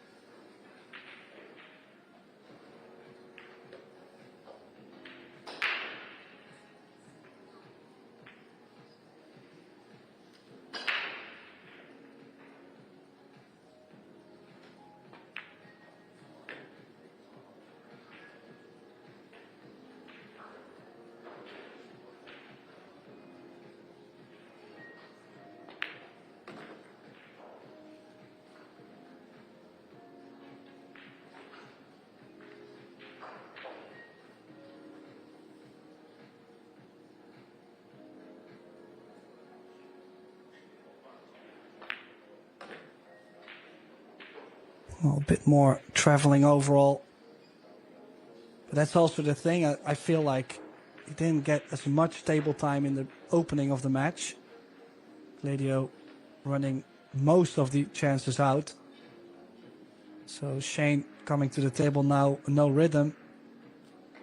This is definitely going to settle him down a bit, and he's going to have a bit more feeling for the speed of the table as he opens his account.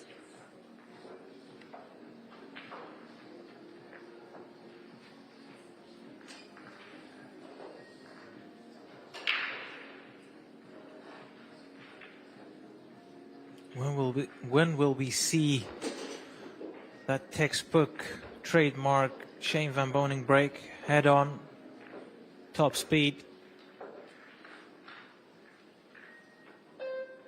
So far, both players opting to break from the side rail, which is rather surprising considering how proficient both of these players are in the breaking department, even though the stats might suggest otherwise.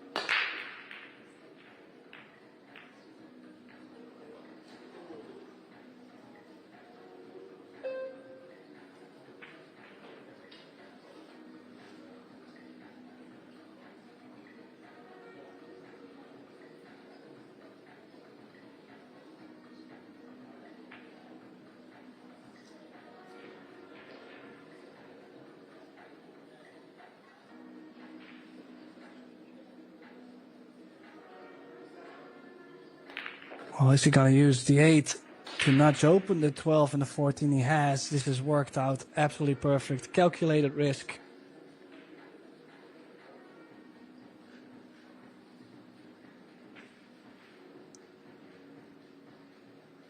Now, just that 9 ball area. Not a big fan of that 9. Obviously, would like to go there now with the 10, but it's still blocked by the 11 in the top right. Oh, you're right, and Sooner he can get rid of the 11, that will open up the pathway for the 9.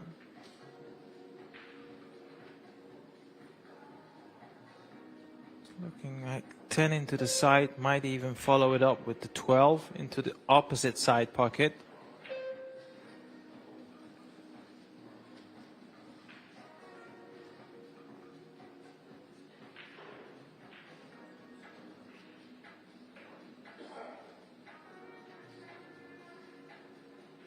Very good attendance out there in the arena. That's always nice to see, Tim. Ever since the beginning of the day 3 here, most of the seats were taken.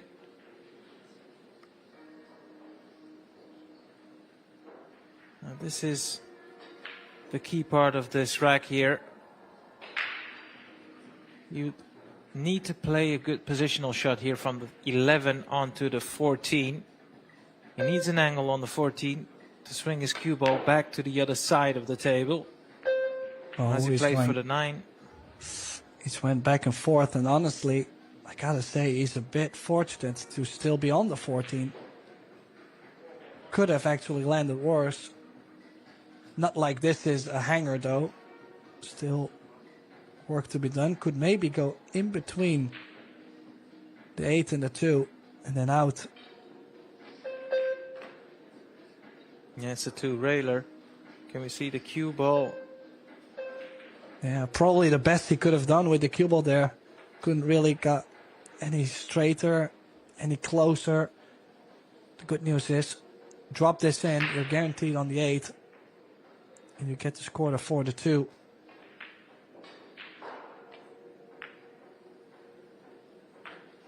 Yeah, safely in. Good recovery. And this 8 ball to reduce the risk is now only 4-2 down, and we could see a Shane van Boening breaking a running masterpiece.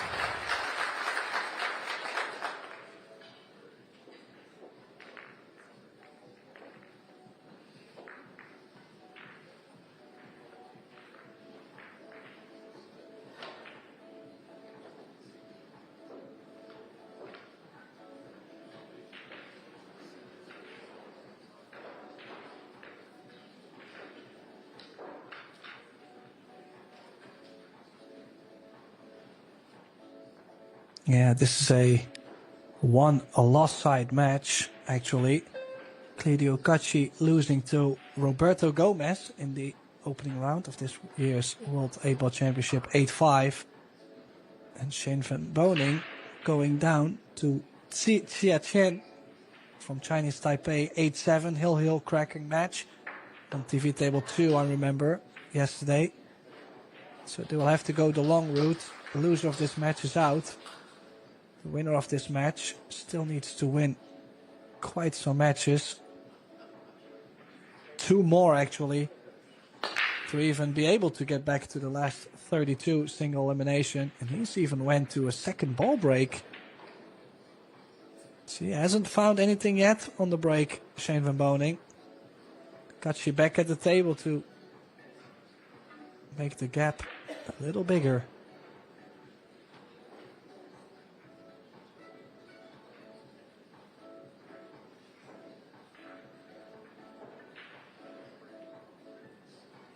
At least for one break, Tim, I would love to see Shane breaking from the middle, or roughly from the middle of the table. Just out of curiosity, I would like to see how that will pan out for him. He's not opted for that just yet.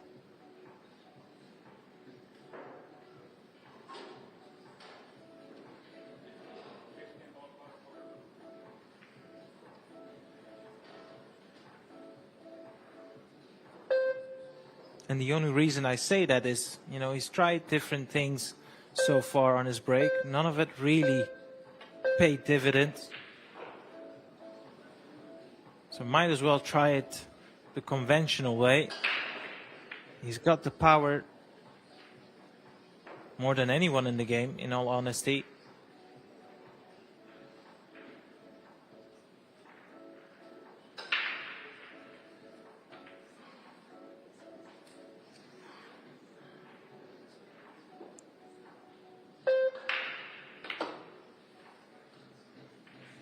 Oh.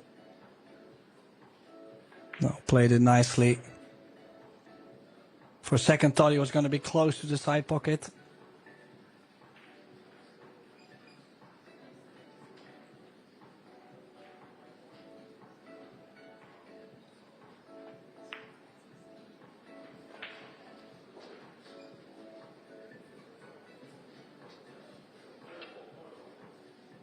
Okay, he's gonna take these balls out nicely, and this is definitely his experience playing on the bar table for so many years.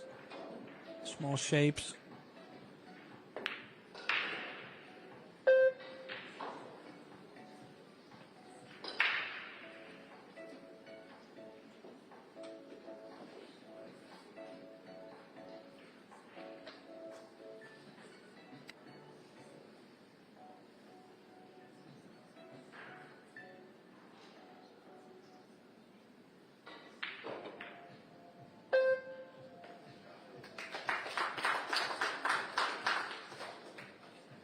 Yeah, always a bit scary on the queuing.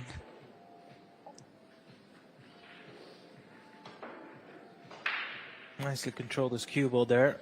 Can straight away take out the 11 as well.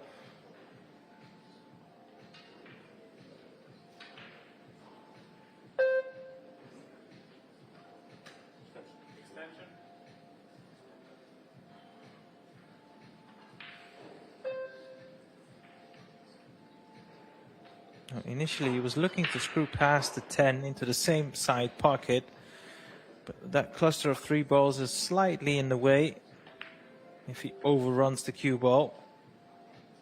He didn't play for the 14 into the corner pocket, but that'll work as well.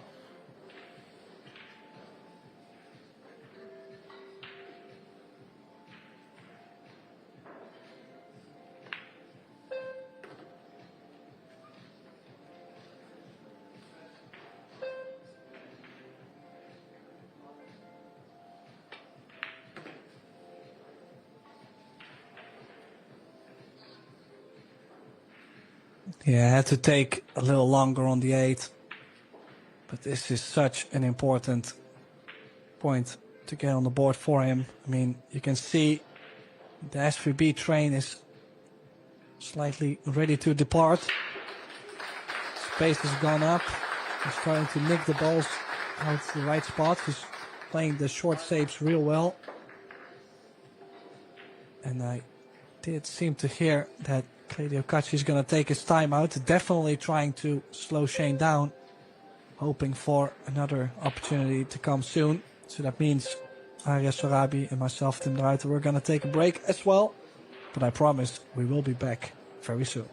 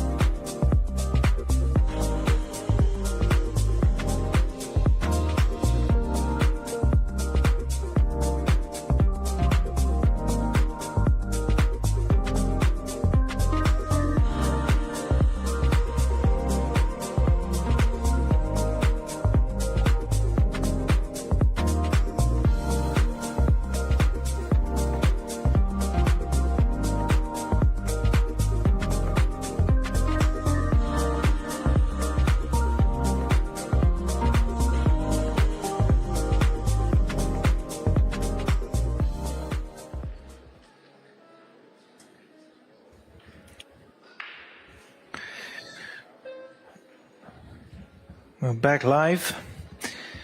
Shane looking to get a bit more balls off the break. So far it's not been working quite to plan for him. And once again, he's managed to clutter a lot of balls on the left side, but still failed to pot a ball. Not something we're accustomed to see from Shane Van Boening, Tim. Well, I just think when you're breaking from the side and trying to break, for example, head on, I just think there's not such a big margin of error on it. I think you have to hit it so square to have the ideal impact. Where if you're breaking from the center, you know, like to hit it 90 or 80% full is not such a small spot to hit. But then yet he also knows, look at the mess that he has created for Gladio. This is obviously the strategy behind it. No points for guessing which of the two you will choose. Solids are sitting much more favorable compared to the stripes. Now, I'm just wondering if that 4 ball goes past the 15. If it doesn't, at some point he might even attack the I say combination, I meant to say bank on the 4 ball. Yeah, from this camera angle, it doesn't look like the 4 goes past the 15. I mean, if he can manufacture an angle to dislodge the 4, that would work as well. Try and attack the 6 here, send his cue ball towards the 4. Yeah, you would say if he goes 1 rail into the 4, he's always going to be on the 2 or the 4 ball. A bit of a tester.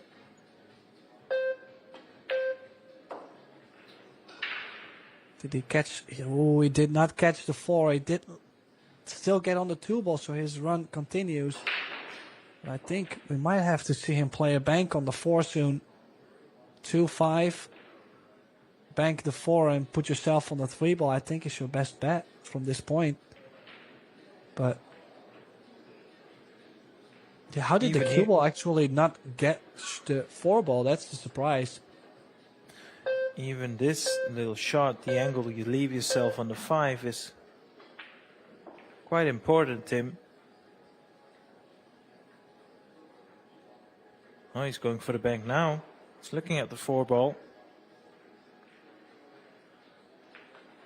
I would just be worried not to get on the 5 ball anymore. Because that cluster of 3 next to the 5, believe it or not, does give him a lot less space on the table to work with.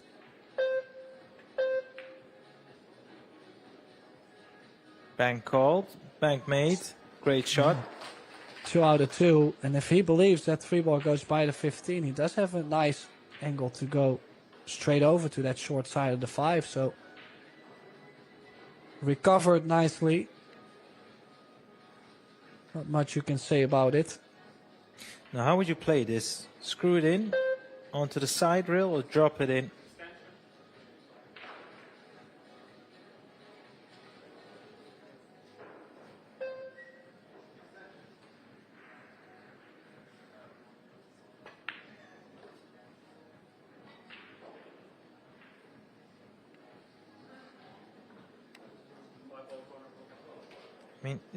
I mean, he's landed almost perfect on the 5. The pot doesn't seem too difficult for me here. It's all about how much is that 9 ball hampering him to cue the ball as good as possible.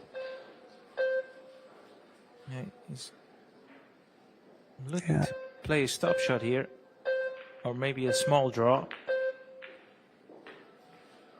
Yeah, nice and clean. I did like him to draw in between those balls, but running on top of any of these 3 balls could have landed very nasty.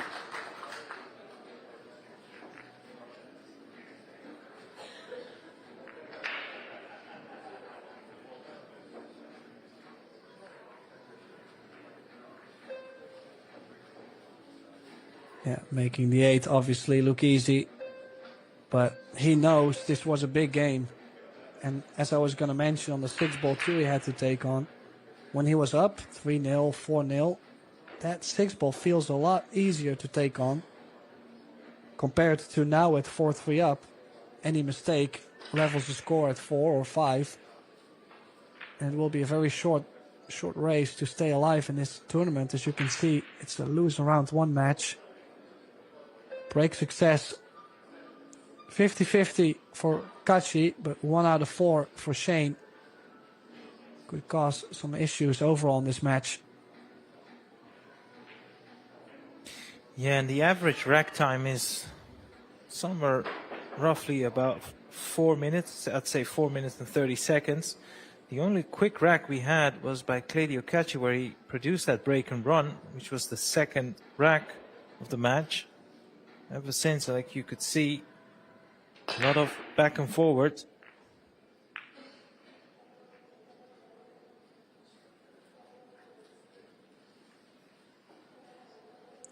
Yeah, not a ball drop though. Now, does he have a stripe to go?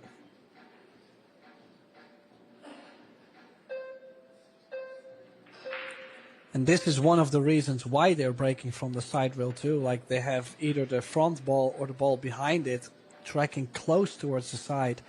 But it's just never a guarantee.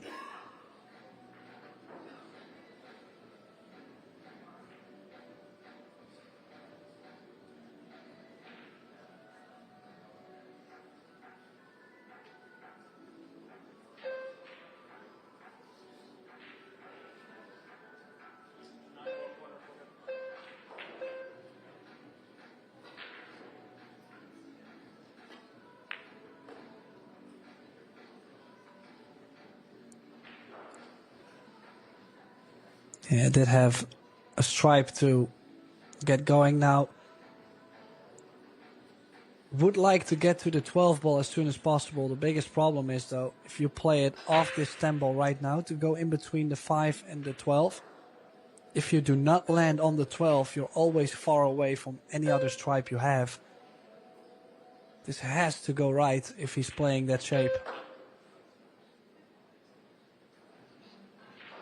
And he's played it absolutely perfect. Couldn't agree more, Tim. Left himself a nice angle here to work with on the 12 as well.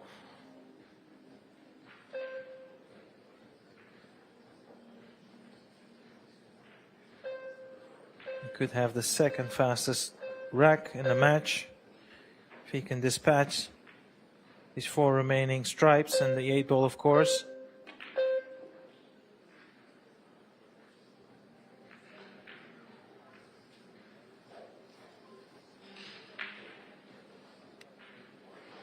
That was a friendly nudge. Could have slightly worked out worse.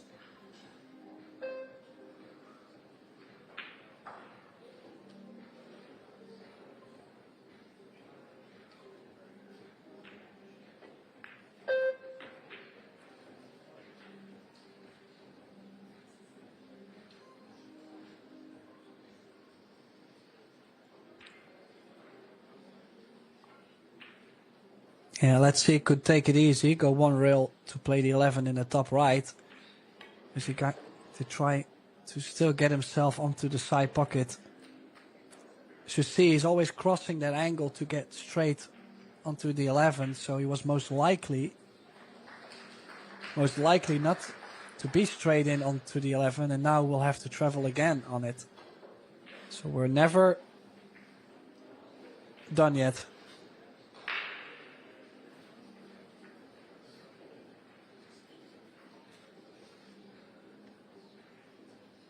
Yeah.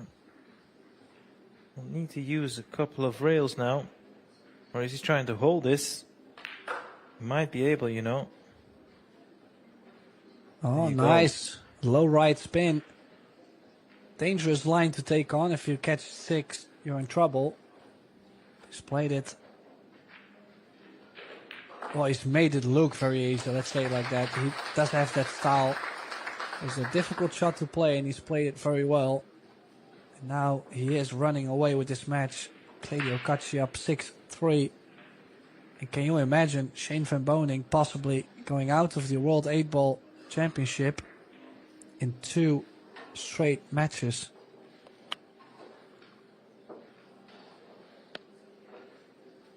It's not out of the realms of possibilities, Tim.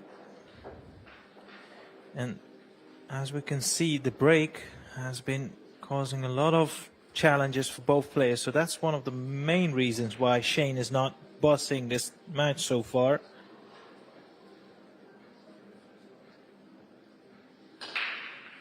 But it also needs to be said, Claudio is holding up nicely on his part. 927 player overall performance. That's a very solid number.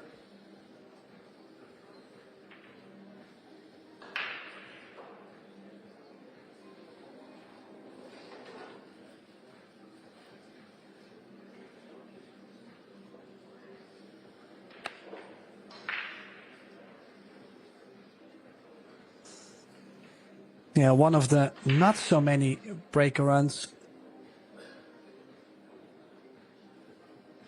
in this match, but the last one was a breaker run. And if he can, I mean, it's all about making a ball on the break.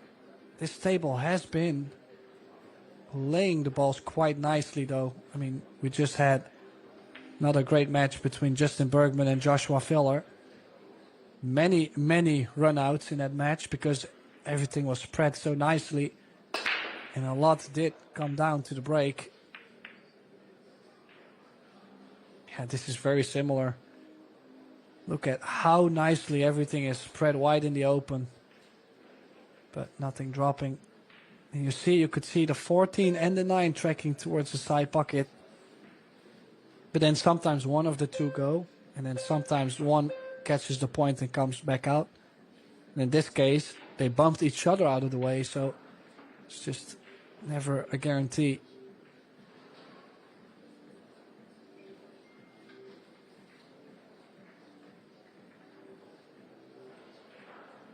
Now, do we see any potential banana peels on the table? Gotta see the opener for solids, maybe not too ideal. I think kind of feels like running into the 2. Can he still pocket the 2 and not make a contact? He was able to do so. Okay. Well, in that case, 3 go off the 2 to the 4-7-5. And most likely leave the 1 ball to have technically anything on the 8, I feel like. Or is he? No. He's taking that 7 ball and right away is he playing 7-5-4. And then 1, 2, 3, 8. So many options in 8 ball. Preference as well.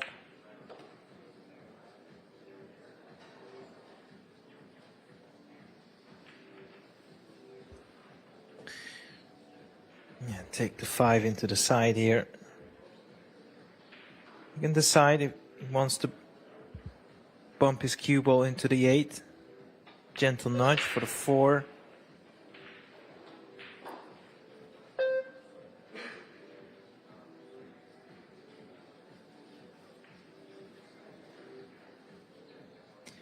Oh, yeah, I was about to say ideally at some point he wants to take the 1 before the 3 and the 2.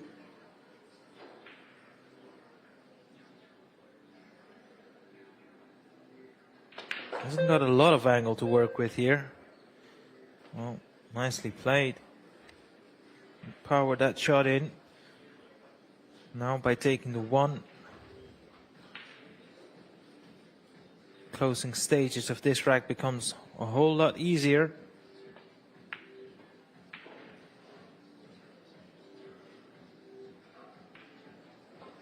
Now, I'm sure, Tim, he would have loved to be dead straight on the 3 ball here. And it's still fine, of course. One thing he cannot afford is to land straight on the 2.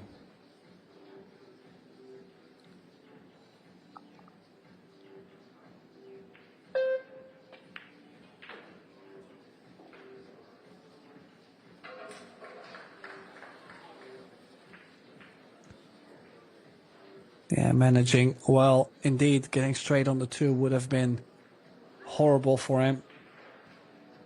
And also could have easily with the bridge played it maybe a bit too firm, you know, trying to not get too tense, too muscled up, and then actually stunning the ball a bit too firm. But overall, perfect run out from S3B after a dry break. Now he has to come up with something on the break area. I mean, every time he has won, or when he has stolen one off Kachi's break or mistake, he just didn't follow it with anything of a break run. Look at this, he's still 25% on his break.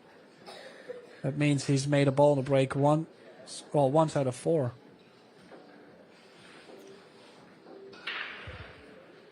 Yeah, it's something we can actually look up.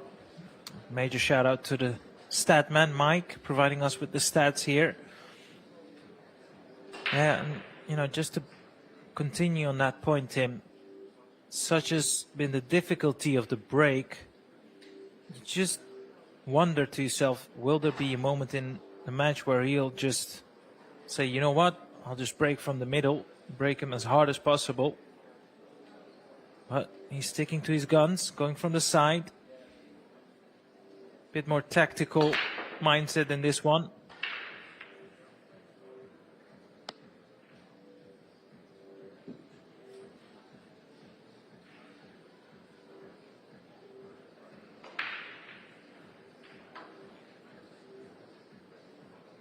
Yeah, then again, the 3 and the 12 departing towards the side.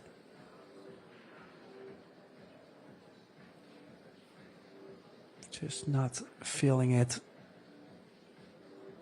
on the break. But I gotta say, I would love, indeed, as you said, see him break from the center.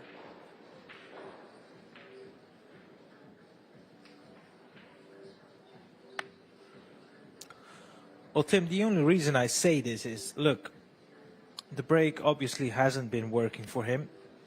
So an argument to that for me would be, what do you got to lose if the break hasn't been paying out regardless? So you might as well just, you know, give it a try from the middle. He's well known for, you know, arguably the best break in the game. Yeah, especially his stable break, you know, he's got such a great timing, the impact timing, and in general, his aim has been so solid for so many years. Just cannot imagine why. I mean, I would always, maybe the first break of the match, I would always have a crack at it. You know, see if you can see a reasonable result, and then always move to the sides in case I don't. But he started right away from the side, so yeah, just, I mean, we are missing something of a strategy probably, and that is completely fine. But it makes us curious. And look at this. I think he can float forward, nudge the 14 maybe slightly. No, he is drawing. Yeah, I like how you put that. Have a crack at it. That's exactly my point. You get to see him have a crack at it, but, you know, it's never too late. Maybe he's just waiting for it to be a bit closer and, you know, towards the end, and say to himself, right, it's go time now. The ultimate weapon kind of thing, you know. It's like when things get exciting, now I show everybody how I can break the balls. I mean, that sounds scary to me, but I'm very sure he knows what he's doing. That's why we are here and he's there, obviously. Now, still leaving the 12 onto the center later on. It's easy to fall just wrong on the 12, you know. As I mentioned, playing onto the center pocket, easy to leave yourself a slight angle. It's not always easy to get ball in hand shape. Definitely would like to have too much angle, indeed. Drawing to the top side of the 12 instead of the bottom. In that case, he could always use 1 or 2 rails to come back to the center for the 8. I think he will have to go. I kind of like stun left, spin, going 2 rails back out. Just got to make sure you do not land behind the 4. Yeah, perfect. I mean, you got to say, there's no sign of any nerves. He's been very stable. Beginning maybe was a little bit slower, trying to settle down. But I think he's just been playing a very solid match, Claudio Kachi, and he's now on the hill against S3B.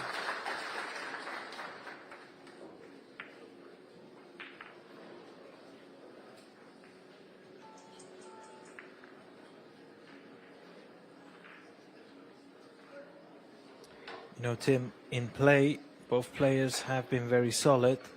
As you can see, missed shots. 1 by Claudio, 2 by Shane.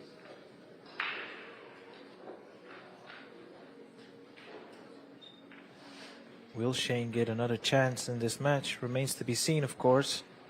It is winner's break, so if he can somehow steal the next,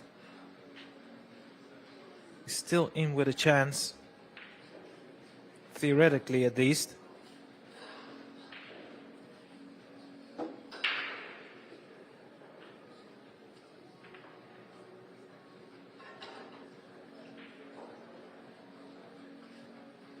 Yeah, and then still, even if you look at the stats, I mean, 20% break success, you cannot win a match in this tournament. I mean, it's just too tough. But he's still playing, what is it, 860 player overall performance. He's playing a good match, but in 8-ball, the break is just the biggest thing out there. Oh, now this is what I meant, breaking from the side. And now he's actually made both those balls into the center. Lost the cue ball a bit, so not too many options. But look at the 14 and the 4. The head ball and the second ball going straight in. That's the target of this break. And, well, he's never going to be able to tell himself he didn't get to shoot to close out the match. But what does he have to shoot?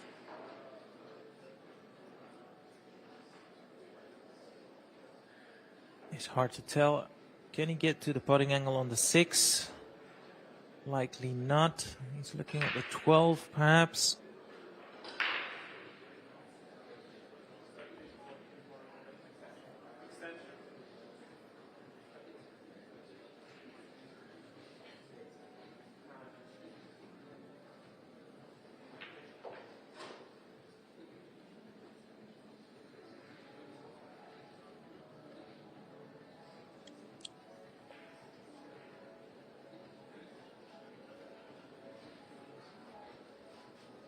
He's looking at this cutback on the 12 into the bottom right, I believe, or is he?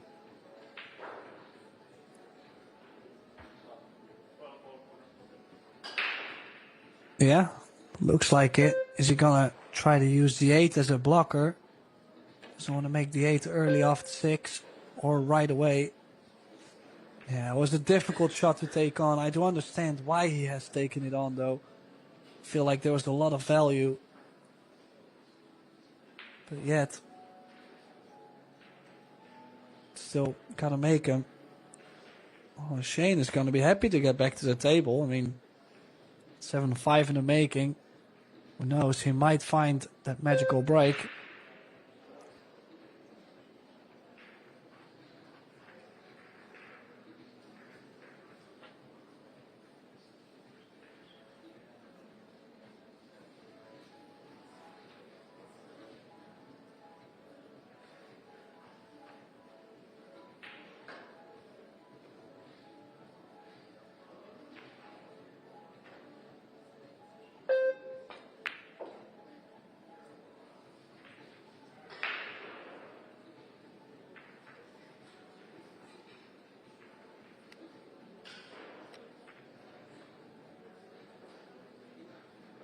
Yeah, going off the 13 to the 11. Feel like that was the most important thing, trying to get straight in on the 13 to get over to that 1 ball. It's just not so much space to get onto the 11. Didn't get straight enough, but as you could see, a very touchy shot he's played. And now on his way for 7-5. Do you think he already feels like, hey, I should have been out of the tournament, I might as well take a crack at it? Or do you think, well, the youngster, he missed the first shot after the break, nothing to be worried about, let's try the same thing again? Yeah, I'm not so sure if Shane is the type of player that will ever think I should be out of the tournament, but what I will say is this match is still very much up for grabs for Shane. And sure, as we've seen and we've talked about it numerous times, the break has been causing some challenges for both players, in all honesty, but I don't feel like this match is gone for Shane. As he pots that 8 ball, he only needs 3 racks, and I don't need to tell you or the fans, Tim, he's done this so many times in his career. 3 break and runs is very much well within his capacity. Yeah, I just wonder, like, look at this, player overall performance, 910 against 880. Very strong loser round 1 match we've got right here. And yeah, it's crazy, I think. But I mean, I'm not Shane van Boening, and I'm probably never going to be even close to it, so it doesn't matter what I think. But he's tried every single break except from the center. Nothing has worked. I mean, you might as well, or at least move a bit inwards, I guess. That's what I would think about. I mean, I just don't like sticking to the same thing, Arya. But he's going to have a crack at it again. The 12 and the 5 into the center, or anything else for Shane van Boening. Big pop.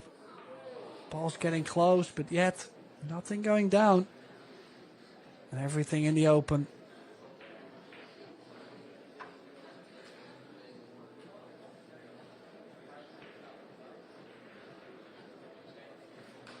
At this point, Tim, we're almost ready to pay $10 for him just to break from the middle. For the love of God, just try it once. Yeah, and then yet, it's tough to argue. I mean, you cannot just argue because he might have looked around the room while Kachi was taking a timeout. He might have just looked around and said, how is everybody else breaking? And maybe everybody else is breaking like this and making balls. So there's so many ways that he can come with this kind of decision. But now, look at the stripes. What a chance for Kachi to stay alive in this tournament.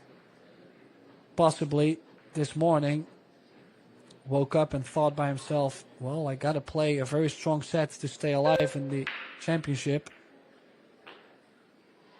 To then play this match over 900 player overall performance.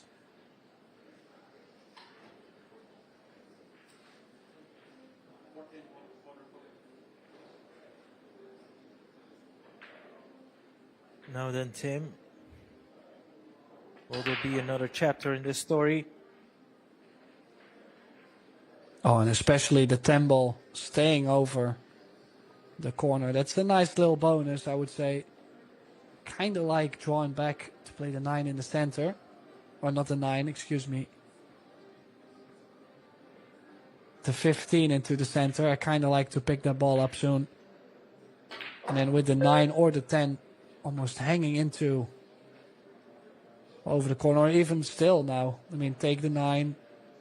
You've got so many options. Could play 9, 10, 15 in the center, 8 in the center.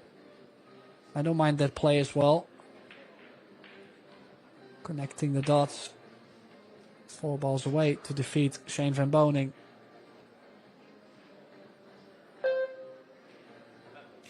Doesn't really want to flirt with that 15, following it after the 10. Needs that 15 to stay on the table.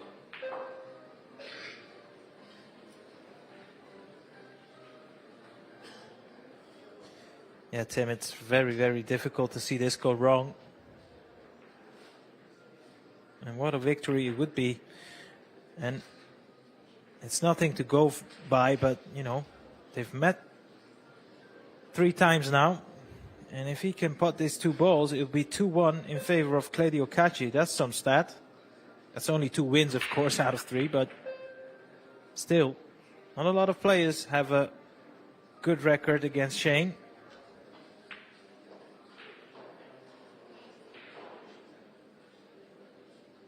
And here's the 8 ball to take the win and stay alive.